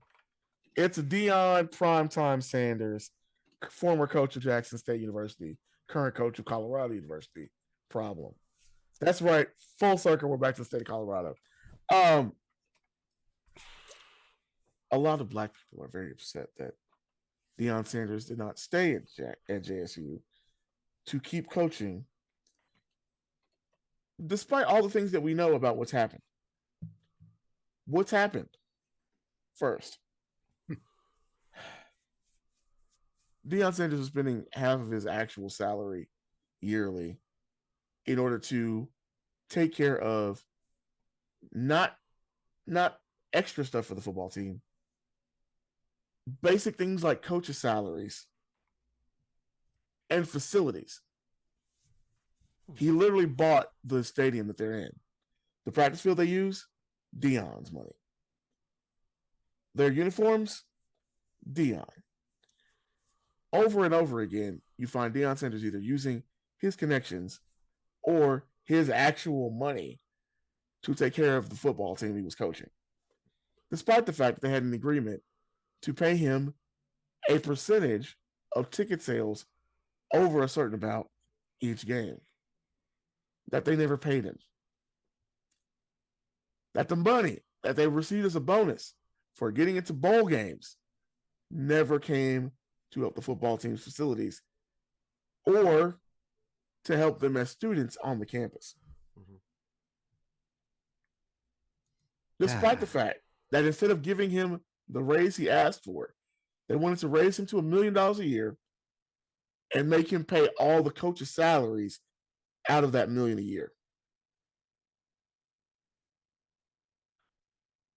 I don't know about y'all. I know y'all are not big sports people. But if somebody comes to my university and takes us from another random name amongst HBCUs and turns us into lead stories on SportsCenter, ABC, Fox, and CBS on a monthly basis, who gets College Game Day, the biggest college sports entity in existence, to do live from our location, to get multiple networks, ABC and ESPN, to do week-long coverage live from our university. I think he's elevated the state of HBCUs. We're talking about a person who brought in recruits that were going to Power 5 schools. And then when you say, well, he left for the money, he didn't leave for the money. This man left because he realized no matter how long he stays there, this school is not going to give him the tools he needs to raise them beyond the point they're at. Would I have loved for him to go to a different school? Certainly. But then there becomes the problem of, well, if he goes to another conference, that's also an HBCU conference, he'll have to deal with the same problem and start from further behind because that school is not even up to Jackson State University's level at this point. Instead, he took the only position that has been offered to an African-American coach in a Power 5 conference this entire year, despite, I think we're near 20 schools at this point, having gotten rid of their coaching staffs following the football season. And either he actually is picking a successor at JSU, or basically his guy is the lead on the lead candidate. Mm-hmm. I think he did his job, but people say he hasn't done enough, and that's what the question becomes: what do you actually owe the community you come from? Because I'll tell you this, as the villain who sits by the door, often in most cases, nice. So knows the reference. I oftentimes find myself spooky. Yeah. I oftentimes find myself having to be the one who brings back the knowledge. I am literally the person in Plato's example that comes back to tell you, hey, those are shadows on the wall. There's more stuff up here. And I often find the consequences for those being basically the same. I either have to leave them alone or risk my own death. And I don't mean that physically, but you get what I mean. Mm-hmm. A loss of that segment of my personality and lifestyle. So it brings me back to that question of what do we really owe? What is really our job at a certain point inside our own communities? What should we be bringing back? Because at some point, they're just not going to follow. They're just not going to listen. And you save the ones you can and keep going. And that's what Dion's doing. I think that's what Tinoch Wedge is doing. He realized this was a great opportunity for me to shed a light on people who are not really getting the focus that they should. And he did everything possible to make sure this was authentic representation, that it was respectful of the cultures, and that it brought new eyes to both the racial issues and the colorism issues that go on around him, according to his own prior interviews in Mexico, as well as just the general, racial issues relating to Mexicans in media. Mm-hmm. I think he did enough. I don't think this is on him anymore. I'm not saying that like he can't do other things. I'm perfectly fine with whatever he wants to do. But I don't think he needs to do anything else. I don't think he has to do anything. I don't think it's behooving of him to do more. Just like I don't think Dion really has to do anything else. I'm conflicted. Yeah. I remember you was conflicted. Misusing your influence. Sometimes I did the same. I mean, again, besides trying to egg on another quote of Kendrick, in my conflicted state of being is because I kind of come from two different thought process with this. One, I feel like you're only real beholden to is yourself. But I also do have a call back to like me growing up in an indigenous community, and essentially our survival meant all of us working together, even if we have great, divides either politically or religiously or stuff like that, to make sure that the tribe stays alive and around. And a lot of that sometimes comes with a personal sacrifice of yourself as well, and where you're expected to make that sacrifices regardless of your own personal thought process, your own personal self-preservation. It's the betterment of the group to survive and maintain itself, and it's something that's kind of been birthed out of the extermination project of the United States government against indigenous people here in the United States. But sometimes that leads to a very follow the leader type attitude within the well-minded indigenous community, as well as a sense of not wanting to change. But that's more of a different conversation later about social change in communities. But I do feel the draw of necessary that like I feel like there's never enough that I can give back to my community. I mean, sometimes I feel like the way I'm living right now, my own personal pursuits of goals and stuff like that, and not being active in the community and not living back in Florida and not participating in tribal customs, that I, in a way that I'm being selfish and I'm actually kind of turning my back on my own community to a certain extent to allow me to preserve my own individual pursuits. All right, but let me push back there before you continue. Mm-hmm. I didn't say how much is giving enough to your community. I said, how much do you owe your community? Well, that's what I'm saying. I say, like, that's where the conflict comes, because sometimes I say you owe them the whole thing. Your life, yeah, for the community. Your life for the community, yeah. Interesting. And I have that pressure, and there's ancestors in my family tree that made that decision for me to even exist today and be able to talk on this podcast. Okay. Before I give my full pushback, I want to get Ali's opinion. Fuck bitches do cocaine. Yeah. I'm sorry, but as somebody that grew up that felt ostracized from my community and then rebelled against it because I just hated how the racism and the sexism and the homophobia and just whatever fucking, you know, thing you want to throw on there. Yeah, I grew to really fucking hate my community. In fact, I found myself reaching out to just dealing with other people and other shit. Like most of my fucking friends, in the entirety of most of my school, I had maybe two air friends, and that felt mostly obligation. So any other community I was a part of was just anybody else that wasn't necessarily even neighborhood, whatever you even want to call a community. To me, it's like even growing up, I didn't really even understand what a community was. I just kind of jumped from one group of friends or one group of people to the next. And eventually, it's just like kind of something I said earlier. It's like I was really only beholden onto myself, onto the people that I was surrounded around, the people that I eventually grew. And even now, as far as whatever community I'm a part of, I still don't really know. All I can do is do the best I can for themselves and the people that are directly around me that have supported me. And because at the end of the day, it's like these lines we like to draw in the sand as a race, a culture, as people is all bullshit we just invented so that we could separate ourselves. And I just go, no, we're people. Doesn't fucking matter if you live beside me or you live on another fucking continent. If we can help each other, we can fucking help each other. Like drawing lines in the fucking sand so that we can differentiate or separate is never really the way to go. You know, we bring up a fucking story about people going the pigmentations. Like, why is it this representation there, as opposed to being happy that representation can exist? The reason I brought up Dune is not because I fucking like Dune, of course I do, is because that wasn't having any representation. Yeah, fucking goddamn Timothée Chalamet, the whitest man in Hollywood, fucking running this bullshit. So it's like it's less about whether or not you can get the specifics and more whether or not you can be beholden onto yourself and what you can give. If you feel like you are able to, or at least able to do something, then go ahead and do something. Mm-hmm. Not even necessarily if it's connected directly to your people or not. If you're able to go to a protest that's not necessarily directed to your background or race or even tax bracket, and you can do it, then you can do it. The question is, what are you able to do in general, not necessarily for which community you want to plant your flag in. The child not embraced by the village will burn it down. So we're not in villages anymore. That's what community is. Yeah, we are. Yeah, not like yeah, we really like are. to think we are, and we put ourselves there, but we're not in the same kind of situations we were back when. In this case, if you were ostracized from the village, you would be killed. You would die through exposure.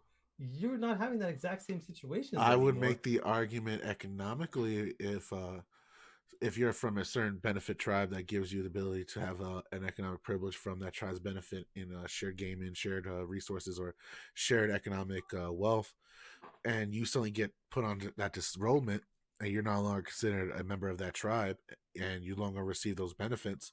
Isn't that the same equivalent of being ostracized from your village back in the day? No, because it's the modern equivalent. It's not again the modern equivalent. I'm not saying that it's completely separated, like it's over. It ended in 2004, but we've been moving on from that as society has become more progressive, as technology, as everything has become more interconnected. You're not dealing with that same level as you were back, 100 years ago, where that was a major part. If you were not part of directly associated to some part of a community, you were immediately you starvation or death or exposure would take you. You're not dealing with that exact same situation anymore, where what your community is or where you draw your community isn't as stringent as it used to be. As time went on, as people start to branch out around the world and discover the rest of the world through technology, through the internet, through other means, community started to expand and started to evolve. So a single person can be part of hundreds of different communities. So it becomes very difficult of what exactly are you. So asking your question, what can you do for community? You want to ask yourself, what do you think your community even is? Is it going to be specifically just your race? Is that the discussion? Well, I'm going to answer after Ruthless because I think I have a very unique experience on this. Yeah, but that's kind of the point. Community has evolved, and that's where the question comes from. What do you owe the things you belong to? What do you owe your circle of friends? What do you owe your immediate and extended family? What do you owe the people you work with? What do you owe your ethnicity, your race, your nationality? What do you owe these communities you belong to? What do you owe the people that you're in a group with on Facebook? What do you owe the people that follow you on Twitter? What do you again? Community is a newly evolved point now because it's no longer what it used to be. And we can get into the discussion of the corruption of civilization that is society another day. Y'all know my thoughts on that. But this is really a question of what do you owe to the people you associate yourself with? And before you make further comment, I do want to get Solo's opinion on this. Yeah. Get comfortable. First off, to those who are complaining about the colorism in Wakanda Forever, well, no, I'm going to answer that question with a thesis statement. Okay. Because we're all educated men. Let me pull out my manifesto. Mm-hmm. I thought he was going to pull out his GED. What he really What means do is you owe your community? I kiss him before bed. You simply owe your community the best that you can do at the time and the effort of going 3 inches further than that. Whether or not that 3 inches is attained, because your best can change from day to day, sometimes even hour to hour. And in that spirit, I'm going to give my community the truth. And the truth is, grow the fuck up. All right? That's what I have to say on that. I am a Black filmmaker, okay? I am a Black filmmaker. Blackity black, y'all. I'm blickety blickety blickety black filmmaker. Don't forget, I'm black, y'all. And I'm black, y'all. And I'm blickety black and I'm black, y'all. Stop. Look, Right. I just saw someone. Editors, go get the G money. Seriously, don't. Okay. I am a Black filmmaker, and I am not on the same level as Ryan fucking Coogler. All right, but as a Black filmmaker, I can say the Black film industry has been fighting this fight for 111 years. Okay, from jazz clubs to minstrel shows to having to play shows in places that we weren't allowed to patronize, and we had to go into the back door. Now we have a thriving film industry where we can give representation because we finally have the power. Grow the fuck up and get your own. All right. Stop saying because there's now Black representation, everybody owns it. We did the fucking work. We fought against the system for all those years. We played the thugs and the fucking robbers and the criminals. And as much as I despise Tyler Perry's work, you know, as he shows the worst of our fucking stereotypes, he's got the power to do something different because of all the people that came before him, the Sidney Poitiers, the Sammy Davis Juniors, the Michael Jackson, all of us that had to sing for our fucking suppers. Now, we have finally gotten there. Quit being mad at us for not giving to you that which we have worked for. Do your work, okay?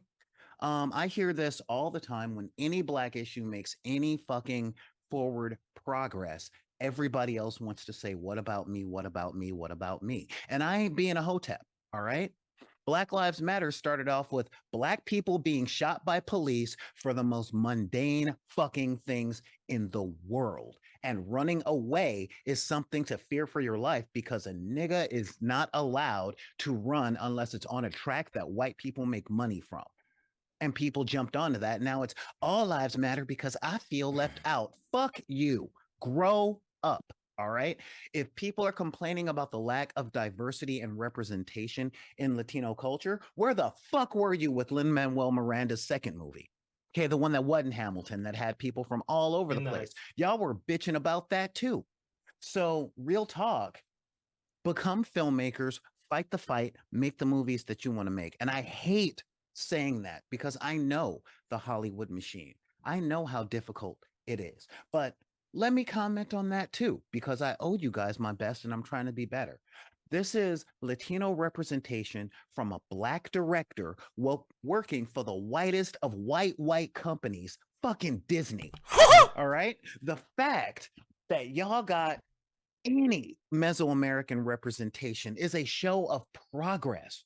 The fact that the word Simone wasn't said one time meant that we're moving in the right direction. I'm saying be happy with it, if not satisfied.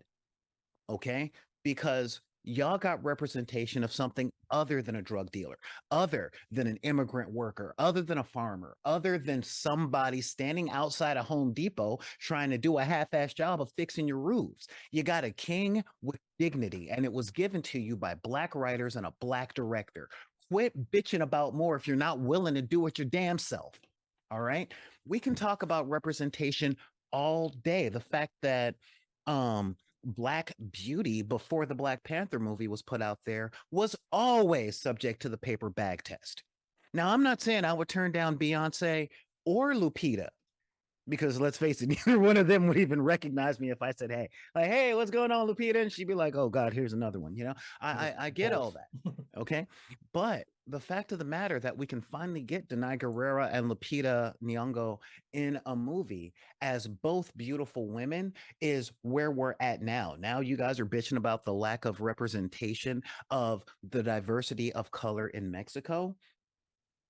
If we ran the movie industry, it would happen, but it's still old white guys paying for this stuff.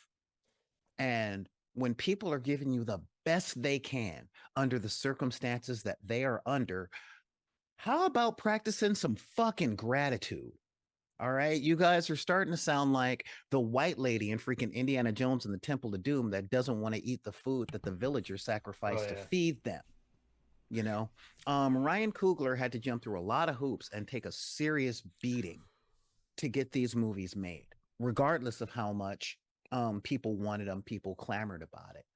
All right. And the fact that he took, let's face it, a dick second tier character like the Submariner and made him awesome on film should be enough. Y'all tell me any other Latino superheroes. I live, breathe, and eat comic books, and I can only think of 4. Can we count? That's never mind. Yeah, you said 4 already, so Zorro's gonna be in there. That's 2 more than me. I already Zorro's in that list. I already know Zorro's on that list. Because Namor was always Milestone Comics doesn't count.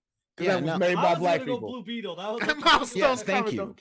No, I was straight up going Blue Beetle, Vibe, Gypsy, and Robbie Reyes, Ghost Rider. Robbie Reyes. The only reason I know 2 of those is the Arrowverse. So real talk, Latino representation has been lacking on all these mediums, and y'all right now are where we were as Black people in the goddamn 70s, and time is moving faster. Okay, so instead of bitching and moaning about Submariner being what he is, I mean, honestly, I thought it was badass, and I loved seeing Mesoamerican culture represented as something other than bar fucking barrack. All right, but instead of looking at how far we've come, y'all bitching that you're not as far along as the director of the movie that went through hell. Because Ryan Coogler is as young as my kid, and fortunately, he didn't grow up getting his ass kicked for liking comic books and reading. I did.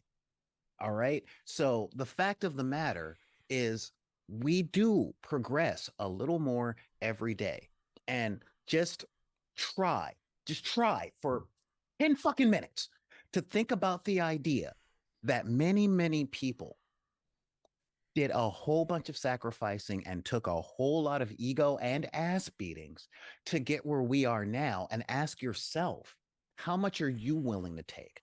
Because progress is not fast. We all want all this stuff to happen, not just in our lifetime, but we want it now. We want it yesterday. We want and I'm like, you know what? Shut the fuck up. All right. The fact of the matter is, I got it as a Black filmmaker better than the Black filmmakers that got it before me, and Ryan Coogler has it better than I do. And that is the way it goes. Instead of bitching and moaning about Marvel doing all that stuff, why not get on the phone with Robert Rodriguez or write a letter to Guillermo del Toro saying, yo, y'all are straight up from Mexico. How about talking to these big companies and giving us our hero? Why do you could do that. Actors? Why don't you hire some brown actors from Mexico? Yeah, real talk. I was on the replace T'Challa train, and I brought up a list of 7 amazing actors from South Africa in their film industry that could have played that role just as well as Chadwick, if not better. And this is coming from somebody that saw everything Chadwick Boseman was in. All right. Even Gods of Egypt. Yeah, even Gods of Egypt. Really? Yeah. Gods of Egypt. Every actor gets that one. That was like the first time I think I ever saw him in a movie. Sometimes you gotta say yes to keep the bills on. Yeah, exactly. So he did Civil honestly, War like 6 months later. So you see. Yeah. So what I'm saying as the cinematic sorcerer is grow up and look at context. All right. Because if y'all gonna talk about that, why didn't I hear y'all bitching about Spy Kids? What's going on with the Mandalorian? I mean, to this day, I still want a freaking Andor. They just had Andor, dog. Yeah, that was great. Real talk. I want a generational movie, like 3 generations of men showing the freaking changes of the time, starring Ricardo Montalban, Antonio Banderas, and Pedro Pascal. I would kill for that. I mean, and yeah, granted, Antonio Banderas is a Spaniard, but no, but the fact that you just laid it out like that, you just made a lot of minds blow. But yeah, I mean, the fact of the matter is this is all fighting for table scraps while not paying attention to the fact that we're allowed at the table and we should be fighting for table scraps, but we shouldn't be fighting each other. We should be fighting the companies that are putting this in together. Again, y'all getting mad at the migrant workers and not looking at the people that hire them instead of your sons and daughters. So grow the fuck up. Do the work. If they're going to be in this game, then y'all make your own film industry. Cross it over with ours. Look at our history as a freaking blueprint. Because Black directors and the Black filmmakers, they've been out there getting their asses kicked, almost getting lynched, getting their funding cut, getting memos come by. I mean, hell, Goofy movie is the blackest movie that there was out there, but I have to tell y'all that because that is the kind of stuff that we love. I knew that shit. I got that message at 5. And what they fucking turned that character into? I was also a different generation, so real talk. We stop trying to take our stop trying to take our Black Panther without doing your own Boys in the Hood. Because we did that. We put up with all of the negative stereotypes. We took that, like we do everything else, we remixed it and we put it into something that nobody's ever seen before. And now instead of coming up with your own movies and stuff like that, y'all mad at us for not including you in the struggle that you did not participate in either. Didn't do it for your people, didn't do it for our people. Matter of fact, y'all stood as a community, as a whole, saying, why don't those Black people just fall in line and be happy with what they get? And now we're on the come up and you're saying, what about us? Well, what about you?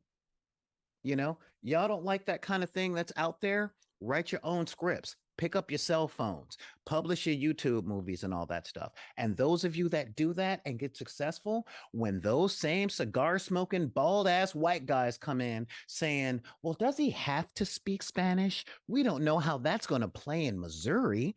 Then y'all will finally have arrived too. All right. So y'all really need to grow up and look at everything in context instead of saying they got that thing. Why don't I have it too?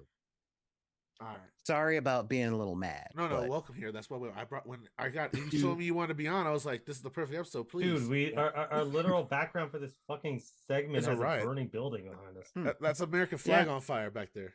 Yeah, no, I'm with you. But like I said, this is not like I am online. I'm normally very PG-13, and I am definitely one for family, and I want families to put in their. It may not be Tuesday, but this is dock hours. All right, we're good. Yeah, that's true. This is the meeting down at the docks. But yeah, if y'all gonna get mad at something, don't get mad at fucking Black Panther. Go get mad at fucking Oppenheimer that said we're gonna cast every single white person in Hollywood that's also British. I thought you were talking about the bomb dude for a second. I had a bomb. I mean, you should probably also talk to Oppenheimer. I was gonna say. He's not really a good person either. Yeah, he created a nuclear device and started quoting the That's what I was waiting for. I was like, become I death, was waiting for that next. I was like, I am become death, destroyer of worlds. I was No, like, that's real a good talk. ass If quote. if the Latino community wants to get mad at folks, and I mean, I'm hearing this from all over the place. I'm hearing all the demands from the not white film lovers about how they want to be the white guy too. And I'm like, you know what? You got the right to say that, but guess what? You are the white guy in Hong Kong. Yeah. You know, but now you're getting your lead roles, but this is like the white guy run entertainment industry. And as soon as we're living up to their standards, we're going, well, why don't we get more? Why don't we get more? I'm like, either kick the doors down, burn down the building, and make what you want out of it, or understand what fight's actually being fought. Can I start a fight? And You again, know. this year has been. Can I start a fight real quick? What's up? It's your podcast. Y'all don't get to. I was asking all of y'all, including my co-host. Do it. What's up? You don't get to have a Black Panther until you make Homeboys in Outer Space. Oh God! Oh Jesus! You know what? That's No, exactly what I was it's a saying. necessary part of the process. But What see, you gotta real say, talk, and Ali, they let me bring have- it up. Well, they have the Latino film people out there. They have had their embarrassing stuff. You know, I saw the La Raza sketch comedy show. Okay, Look, I know Yeah. who Fluffy is. Look, Carlos Mencia did Yeah, we enough, saw like, Carlos against Mencia, yeah. them. Like You they know? had Carlos Mencia. He's not and I even was like, Mexican. That's what I mean. It destroyed him. You know, again, you had your up downs, you had your setbacks. You know, we went from Good Times to Jefferson to Homeboys in the Hood. It took us forever to get our Fresh Prince. You know, Yeah. and the fact of, I mean, hell, we had to go through the Cosby Show to get to the Fresh Prince. You know, we had to go through our different world before we got Blackish and Grownish. Thing You know? is, it's weird because like I agree with like almost like everything of what he said, but I think it's like if you're going to, if you do believe in your background, you should be working to push your own narratives forward in your own movies. That's why one of the reasons I love the original Black Panther is like, it's actually focusing a lot less on the stereotypes and a lot more on a lot of the culture stuff. If you feel like your culture can also be represented well, then by all means push it. You don't need to be tearing down. It's like tearing down the only fucking Black movie that fucking the MCU ever wants to do, saying it's not like enough of so you much as opposed richer to targets for you to target if you want to do you that. know, like fucking again. That's why I brought up fucking the movies coming out next fucking year. We have Barbie and fucking Oppenheimer coming out the same goddamn fucking day. Yeah. And not, you know, those are the ones you should be focused on tearing down. Not the few times where it's like, hey, we actually got a prime. Not only was Wakanda Forever a primarily ethnic cast, it was also female focused. That's something that people are not talking about. That Right? You wanna also get doesn't mad. fucking happen. If you want to get mad at Disney, you should have gotten mad that literally Winter Soldier had no Latino representation. Mhm. You If you want to know? get mad at Disney, you should have been mad that Captain Marvel in the 90s somehow had no Latino representation. No, If in you the wanna get 90s mad- in LA. Yeah. Okay, in LA. People forget that. We're only 2 hours from Oh, no, don't Mexico worry, by they car. had Sam Jackson the whole time. If you want to get Any mad, direction. if you want to get mad, you should get mad that Iron Man has lived in Los Angeles until the first Avengers movie is over, and there was not a single non-white person other than Terrence Howard. Can I jump on the Iron Man train? Not You wanna even get- selling oranges off the 405. And They I didn't do the live down the stereotype. street from the donut shop. I showed it to these guys Yep. the last time they were in LA, and I'm like, that's where Iron Man was eating a donut I from. remember you showed Look me when I was around. in town. And I'll call out like my own culture as well. You guys want to get mad at this movie? How about get mad at Iron Man? That the only time there was Arab representation in Hollywood were the bad guys in Iron Man 1 and then Miss Marvel this year. That was the Yo. entire cinematic universe. Of without a course, single let's be representation. fair. The representation from Miss Marvel was very good. Extremely True. good. It was very good. Like it was so good. I was angry. I lived it. Like you ever have that where you're like, now you're "Fuck." being an Arab stereotype. No, because I see the bad thing and I am angry. I see the good thing and I am angry too. No, because it was a situation where Oh she, my like, God, wanted that's to go to him. this- she wanted to go to this fucking fucking con. Like she wanted to just go to the Avengers con. I'm like, I've been in this 1,000 fucking times. I can write this scene right now. I'm mad. But again, we like people. That's going to happen. But it's not going to happen immediately. But don't start tearing down when it does happen. Again, Andor just fucking came out, and it's like the best thing that's out right now. Like it's just going to take some fucking time, but we're getting there. All right, so Now, Ganju, yes. What's up? now what's your thoughts? All right, so I got multiple thoughts because you guys threw a lot at me, and I got to try to compromise all this. And so sober Your November's love of over. the Hobbit's leaf has made your mind slow.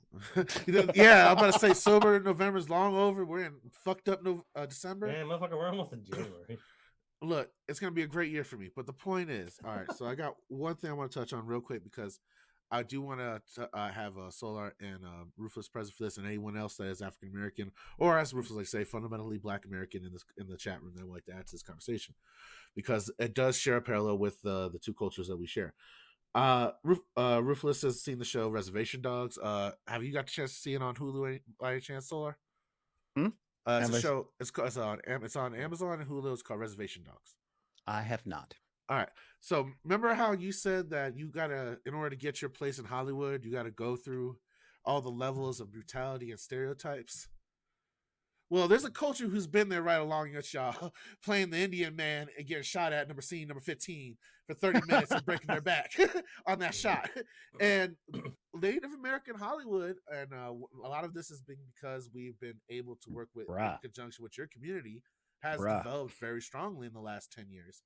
And Reservation Dog is one of them, where you said, hey, you got to make your own boys in the hoods. Well, we had that with Smoke Signals. That was our one. That was us talking about our family issues, us dealing with divorce, alcoholism, and doing the actual, like, the struggle porn for white people. Still a major problem on the res, man. Still.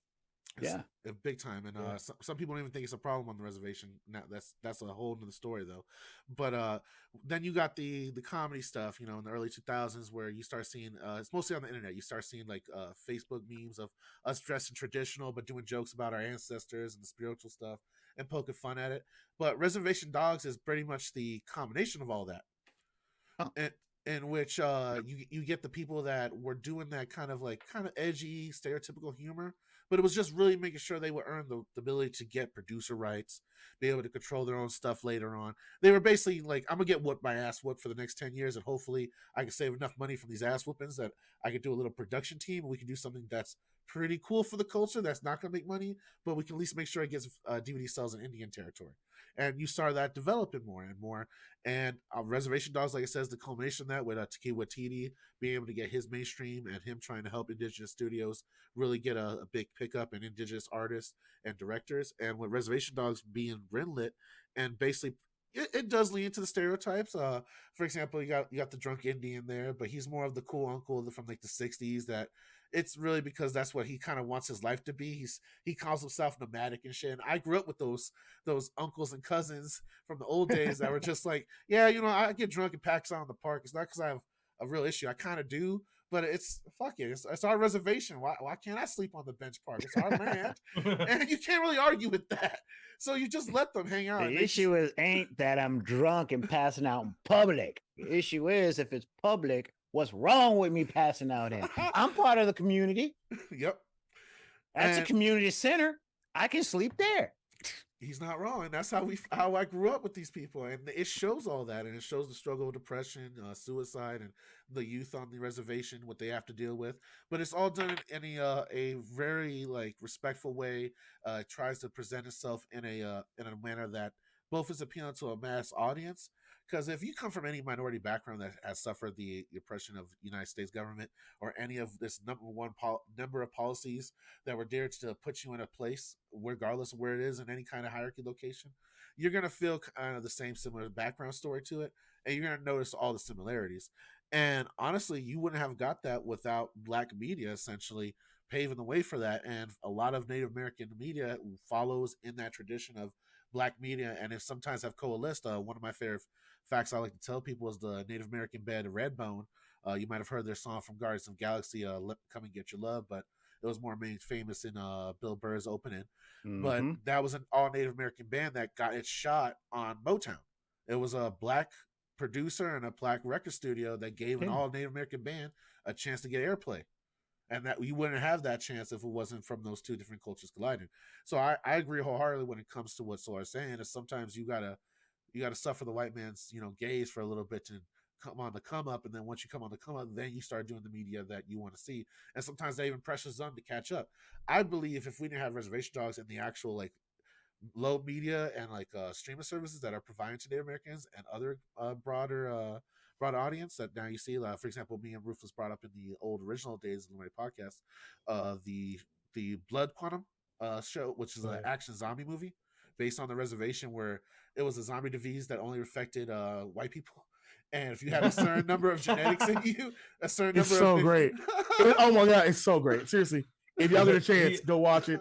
While Shudder's still around, please go watch it. Movie? Like... And if you have a certain like blood quantum of Native American in you, you can't turn into a zombie. How does he get bit?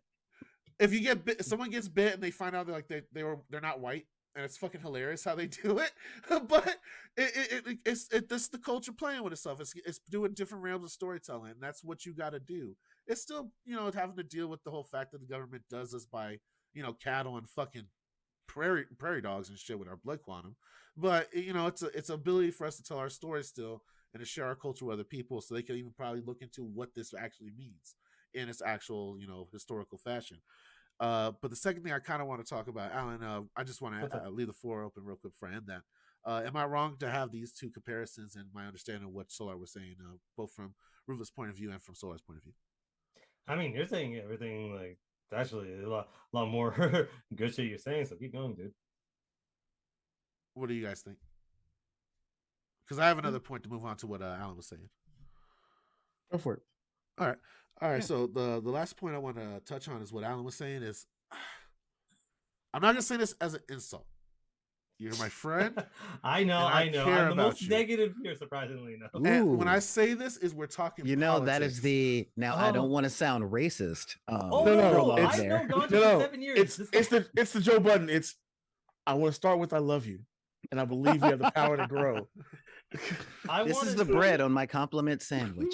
Okay, exactly. Let's get to the meat of this. The meat of this is you're a piece of shit. No. I've known this man for 6+ years. It's the first time he's ever had a disclaimer, so I know it's coming. Look. And again, for the audience, this is a discussion. I'm ready. Let's just go, man. As Alan grabs his freaking baseball cup. I'm gonna let you respond, and then I'll explain my point of view afterwards. All right, so I gotta let you, because I know you're not gonna shut up the fuck up if I just say this and try to continue. So I'm gonna let you respond after I say it. I feel your opinion on community comes from two things. One, you're from Canada, which has kind of invested a little bit more in the multicultural thing. Not so much when it comes to indigenous people, and you even admit that. They don't give a fuck about my people.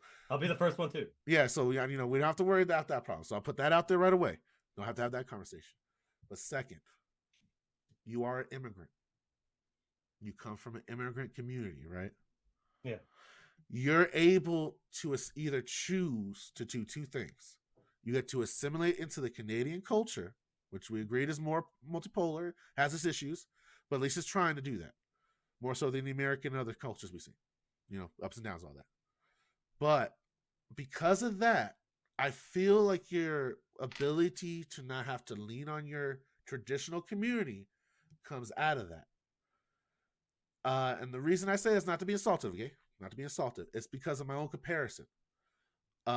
Because you have the ability to assimilate or bleed into your traditional culture, you're kind of always bouncing between the two. And I want to ask you, do you sometimes feel that way? Because I know there's probably positive access you have of your traditional culture that you like and you would like to see continue and be progressive. No, you got to understand is I chose not to. Okay, I didn't want that support, though. That's the thing. Because I'm glad wasn't what I believed. I'm glad you said that. I'm glad you said that. I'm glad you said that because then you chose to assimilate to the Canadian culture because something you believe, not because you're like I love Whitey or anything like that. I want to put that out there too. I love Snow, but kill Whitey. Okay, thank Destroy you. That's my point. But all right, get that out the way already because I'm trying to hold back the hate mail with all this disclaimer shit. All right, but dude, come on, you know me enough. Let's get. It's not true. It's bad publicity. Now we're fully into my old show, The Wrath of Ruthless, where the hate mail just starts coming no matter what I say. See, the thing is I'm not doing this for you, Alan. I know me. You have harder conversations. We have had real deep religious conversations where we probably walked away hating each other. This is not for you. This is for the people that are going to send me hate mail on my Twitter, thinking they're defending you. All right. You still have a Twitter? Yes, I do. Wow. I'm going down with the shit. Elon like Musk that band personally in pays Titanic. us. But to end my preface, and get to the point of this, I feel like because you're able to assimilate and you've chosen to assimilate to the progressive ideals that you believe in within Canada that fits your individual need, that you don't have the same concept of community as I do. Yeah. See? I've been your friend long enough that it's like I understand. I see that. That's why I don't necessarily argue with you, because whatever trials and tribulations my people have had, I've been fortunate enough to never have to deal with it. And sometimes it makes me feel like I talk out of my own ass when I'm talking about these situations, because I've never personally had to really deal with any of this shit. Even in the situation where I've been hanging out with you, and first time we ever went to fucking America, and you dealt with a gun-toting fucking Republican, and I met the same person, no fucking issues. Like, I've never really had to deal with any of those situations. So we were just three minorities looking at a beautiful vista view, and he threatened the gun on us. I'm the one that just walked in scot-free because, again, for obvious fucking... His wife came out and helped him find the right way. Yeah, it was fucking wild. So it's like, yeah, sometimes I feel like I talk out of my own ass with these situations, because it's like, yeah, I've never dealt with any of these. For whatever reasons I've been bullied or fought or almost fucking stabbed over, it has nothing to do with my background. It's nothing to do with just personally me. See, so real talk, I would challenge that. What's up? It was interesting when I was young. When I was like a young man, fresh out of high school, I could only grow half as much facial hair as I have now. I used to think that my ancestral heritage had no bearing on the struggle I went through in the world. And it's not, and again, I tried to leave my culture because they never accepted me in the first place. I grew up in a time of gang violence and gangster rap and the crack wars and gun toting and all that stuff. And here I am, a comic book loving freak who was into heavy metal because it articulated the anger that I had at the world much better than Dr. Dre or Warren G and all those guys. Okay. However, I would say your background has possibly affected you negatively in ways that you may not have realized it. Because how can I put this? This kind of falls under, and the black people in the chat are about to be like, yep, see, told you. It's what we call passing privilege. It's something I got into with my ex-girlfriend all the time, who was Jewish, and she'd play the oppression card. And I'm like, look, the only reason that people know that you're Jewish is when you announce it or someone else does. Okay. You are, you're Muslim in a post 9/11 world. Yeah. So if people knew that going in, I promise you things would be different, regardless of how well you get along with the Arab community. That's one of those things that affects the way that people in the world treat you, even though you might not be able to identify it. It's a thing. If someone finds out that you don't eat pork, then they don't treat you the same way as if you were Presbyterian. Yeah, fair enough. Even though you look amazingly like one of the whitest of white people the world has ever known. In the 60s, his name was Cat Stevens. Who, by the way, converted. So who, there might be something there. But yeah, so I would definitely say that the opinions that you come on, I would say they're less a matter of you not knowing what you're talking about or pulling out of your ass, as much as they are the opinions that you can have based on your experience and the time you've had alive to process them, especially within the context of the 3, count them, 1, 2, 3 communities that you were forced to be born into, being the Arab community, the Muslim community, and the American community, because what we do down here definitely affects y'all. Yeah. So, trust me, I remember when the fucking towers got hit too. I'll never forget that fucking day either. Yeah, exactly. For the record, really advertised, like I'll advertise on the show and amongst, like, I guess the people now, but it's like most of the time, even people at work are completely fucking surprised when I say my background. I don't really go around advertising it, because right there is my point. Yeah, right. No, like, I don't really go around advertising because, like, I never really felt like I needed to. It never felt like an important enough part. It only just got brought up when people would ask. Like, yeah, again, that's why I always said I'm not white, I'm Arab. You also go by Alan in most places. Yeah, that's a much more deep-seated issue. That's a Patreon episode. That's not a Patreon Yeah. episode. Yeah, it is. No, Guys, Oh, there's you no guys way. need We're to- no, if you they're guys never getting join that, the that information for Patreon, free. they're never. they getting will that have the information. conversation as to why he chose the main character from Jurassic Park as an identity instead of I like never even saw Han. Jurassic or Park like until- Luke. I didn't see Jurassic Park until like fucking 3 years ago. It was like the Yeah, first you time. say that. We all know that you're called Alan because you have dreams of dinosaurs saying your name to wake you up. in the No, I morning. already That's have all I'm this saying. other little monster on my fucking shoulder here. That is a little dinosaur. It's a little dinosaur. No, okay. So the reason I went by Alan for a while is because every time I tried to introduce my name, like, "Hello, my name is Ali." They heard Alan. I just started rolling with it. Mhm. 'Cause it's just, And yeah, part again, of that that's the way that assimilation. it affects you, Mhm. actually negatively. It's like you don't think enough of me to learn my fucking name. You know, it's Yeah. interesting. In this call, there's one person who has the most standard spelling of a name possible as a last name, and Oh, yeah. and it's even more standard American than my name is Mr. S over there. Since I know he Solar? doesn't want the world knowing this. No. Mr. No, that's John Doe. What's the other one? It might be John Doe, motherfucker. Our guru Mhm. happens, Oh man, happens to tell me have middle- the most common name in the Right? history of America. A second, I- second most. Is it most. second now? It's second Yeah. now. Wong Is it- what's the passed up first? that one. Okay. Wong. So now I'm 3 instead of 2 now. Okay. I got Yeah. it. Yeah. Because I'm Matthew Williams. I want you to think about seeing the name Matthew Williams on the resume Mhm. or in an email. I sneak in a lot of places I shouldn't be. Look, Because then I get there, you hear the voice, and you're just like, okay, well, yeah, he belongs here. here's my final point and my Oh, final Ganja, theme. tell him your middle name before you start. Tyler. You love that. White as fuck. I'm named after a cowboy. Not even a brown one. A Latino one that happened to have a white name. No, she chose the white boy with blonde hair. Yeah. Thank you, GTS, Veronica bro. Quiroz. That sounds perfect in the hot fucking right there, right? It's gonna fuck Hey, with him on you one know trip and what? just call him Tyler the I whole will time. say this coming from the perspective of a black man born in the 70s. That was your family trying to protect you, yo. Yeah. You know, No, because they're like, Probably not look, wrong. it's Tyler Smith. Oh, hi, Tyler. Yeah, we're looking No, forward to meeting this Garrett respectable young man. Tyler. Then Ganja Smith. walks in going, what's up? Down with the man.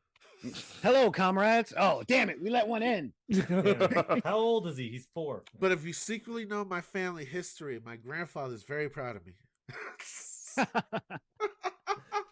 He's just up there in red heaven, just like it skipped one, but it came That's back. true.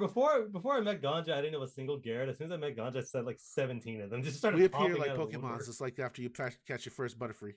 Again, I my would say name like is gremlins when they finally Matthew- take a bath, but okay. That too. I am Matthew E. Williams. Like, it's very hard to not sound like I belong in any white space on Earth. I was Esquire. Don't forget the No, Esquire. before I got the Esquire, remember, this has been going since I was a child. Oh, yeah. I Like, know. this I get it. Yeah, I I'm get it. saying. Oh, But again, man. I You're was the now only Matthew person- E. Williams, Esquire. I was the only. Like, you should be person- playing yeah, golf right now, bro. He might be. I was the only person in my entire school of like 700 kids named Ali. And then the movie Aladdin came out. Oh, Imagine what that was Mm. like. Hell on Earth. Oh, bro, again, it's the reason I hate that movie. I know. Really? I know. I like But, the movie's great. I don't hate the movie because of the content. I hate the movie because it ruined my child for like 3 fucking years. What, were you mad that you weren't named Yago? I mean, shit, that would have actually been worse. that would See, that would have been way weird. worse. It would have been weird because, like, you get the Disney kids, but you also get the Shakespeare fans. So you have all the theater kids. Like, that's a problem at that point. I That's don't to make think people that's fucking either You're true, talking but like that Venn diagram was anything but a circle. It's a slight.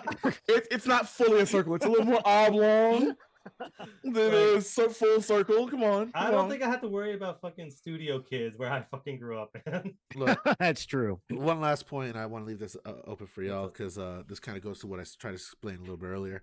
Because Rufus does bring up a good point, like how much of yourself are you supposed to give to your community, how much you feel like you should give, and how much of it is owned to them, and like how far are you supposed to go. And I do feel, and again, this is from my own personal background. I come from an indigenous community of only like 10,000 people, maybe Mhm. give or take. You can have us all on one single Facebook page. That's how small we are for people. If you know 5 grandmas or grandpas, you begin to start to know whole families. That's basically how small knit of a community we are in. I was raised in a small community, even though I'm more Puerto Rican on my mom's side. My mom had made sure to have raised me on the res, raised me around my aunties and my cousins, and grew up on the res and shit like that. So I identify with my indigenous heritage a lot more, and I've done a lot of the tribal ceremonies. I've done some of the traditional stuff, and I've done things that I feel personally have made me a part of the community there. And in the last 10, 12 years, I haven't been doing anything for the community. I just been taking what I get from the community for granted in certain aspects, and I just been using it for my own personal pursuits. Whether you see that as righteous or not, depending on which pursuit I'm doing at times. Sometimes I'm, taking hits over at the airport so I can get a union going and risking a job because I know I could take that risk because of the benefits my people provide me. And sometimes your boy's off fucking off in Vegas and making it rain on some hoes with some per cap money. Alan's seen it. Not. Alan's seen it.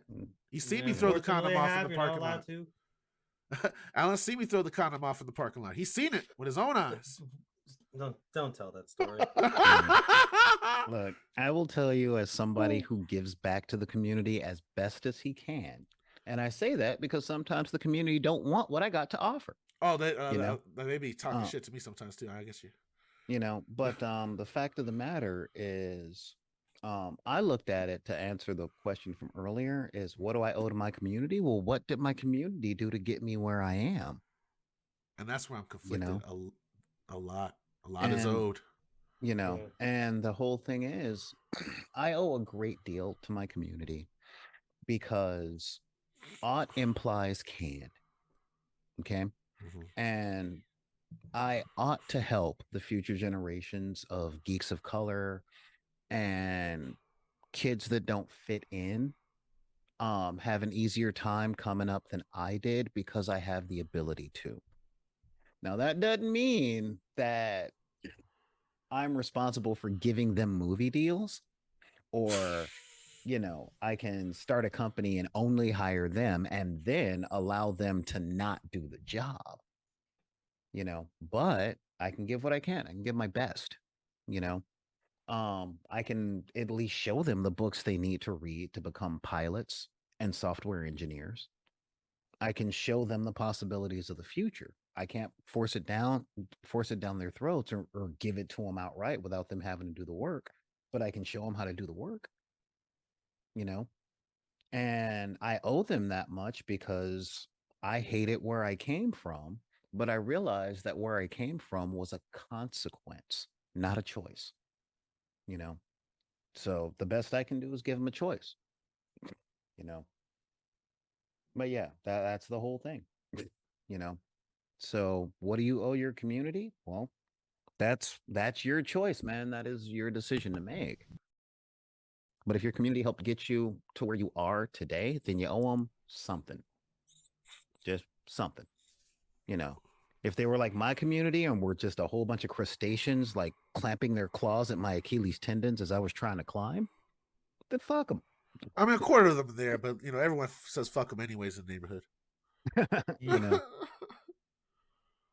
Rufus, you muted. CIA got your mic. That final point he was making is actually my reason for bringing this up, because I do think that at some point you have to realize that staying back and staying within a bubble that they want you to be in isn't actually helping them anymore. Nope.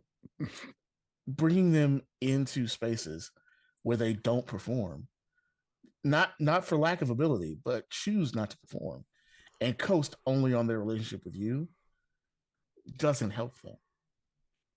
When I looked at this, both sides of this, both Tina Court's side and Deion Sanders' side of this, I looked at this and I said, they don't realize the benefit they are getting from the light that these two men are showing. Because I'll tell you the first thing. The first thing I noticed, they made sure to have Namora, Namorita, however you say her name, in the film, as with speaking roles. The other thing I noticed, they spent an inordinate amount of time setting up the culture around where he's from before they actually get to how he is so special. Yeah. You know what I recognized about Deion Sanders' situation? He not only was leaving coaches to coach the program, but he was bringing additional new coaches to his new spot in hopes that he creates the same kind of coaching tree that we laud white coaches for having all the time. You know what I noticed? That he didn't tell all his players, hey, get in the transfer portal, I'm going to bring you with me. He told specific ones, hey, you should transfer with me, and had others stay. So the program has continuity. He didn't say, I'm going to stop contributing to black colleges and universities. He didn't say, I'm going to stop helping, the SWAC and the MEAC conferences continue to increase their approach towards more excellence. He didn't say that. He said, I need to go here so the next person can take the position I had. So it's easier for them than it is for me. He didn't take back the buildings he had built. He didn't take back the sponsorship deals and the uniforms that he got for the teams. But he made sure to bring about new opportunities in a new location. And I think that's ultimately what we really owe. We can do stuff at every level that we advance to. And we can provide, like I often try to do, the information, the knowledge, the experience that we have so that the next people behind us have a little bit easier time with doing it. But ultimately, I think we actually owe our community to keep rising. Whether that's being a community organizer and working directly in your community to rise the actual community itself up by taking on big interests and racists and bigots and everyone else that is holding you back in a negative fashion. Whether that's being inside these organizations and companies and governments to provide the kinds of change that you can only do by being an infiltrator. Or whether that's being outside of all of it and as the critique of those things, show them a mirror of what they are so that they never get too far off the point and what we're trying to reach to as a goal. Everybody has a position. And as I often say, play your position. You got to figure out what it is first. I think that's perfect. And on Solar, tell the people where we can find you. Oh, you guys can find me right here on Twitch on Mondays, Wednesdays, and Fridays at twitch.tv/BID_P.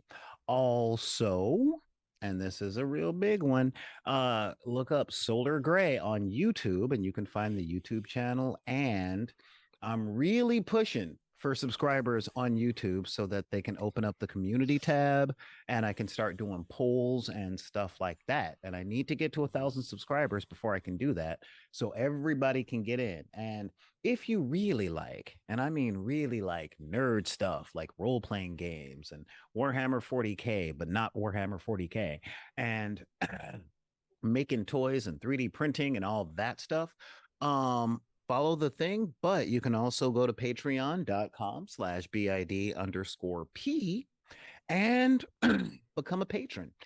One, that helps pay for the materials and all that stuff. And it also helps me do this full time so that I don't have to take 3 months off to be a special effects artist in Hollywood and work myself to lung cancer. Yeah, you can also email me over at backinthedeck@gmail.com. That's BACKINTHEDECK@gmail.com. And again, I'm not a normal part of the Illuminati podcast, but I know they are watching. They are always watching. Always. Even Oprah. Oprah's watching too.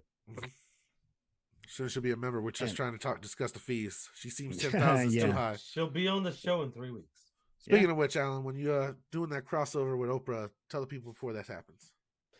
Well, also, Drake and Josh will also be there, implying one of them doesn't get arrested next week.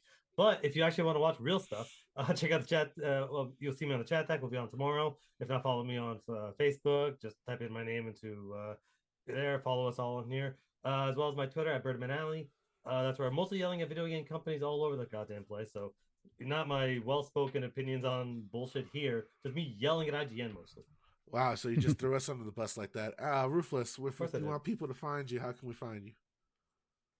We used to say, "Don't find me." However, the moratorium on finding me is lifted. You can now find me in a few places on social media. Just search for The Ruthless Wonder, except for Twitter, where unfortunately I can't use The Ruthless Wonder. I have to use The Ruthless the number one DER. That's The Ruthless number one DER. But I'm now on TikTok. I'm on Instagram, on Facebook, and of course, right here with Illuminati every week. And of course, you guys can find me on the Chat Tech, an equally good show compared to the Illuminati Podcast. And I like doing them both equally. I don't choose between my children, unlike this shitty parent over here. I Mr. literally Birdman. didn't. I heard what you said. But anyways, You heard what you wanted to hear. you're damn right. Anyways, you guys check out that show Monday through Fridays, anytime day of the week. Sometimes we don't do shows on Fridays. Sometimes we don't do shows on Wednesdays. Sometimes we don't do shows on Monday. But if you want to find out when we're doing the show, give us a follow and it'll pop up to let you know ahead of time. And of course, go follow my Twitter at Red Ganja Guru. Rufus, with that being said, get us out of here. You've been watching the Illuminati Podcast. We are in control. See you next time.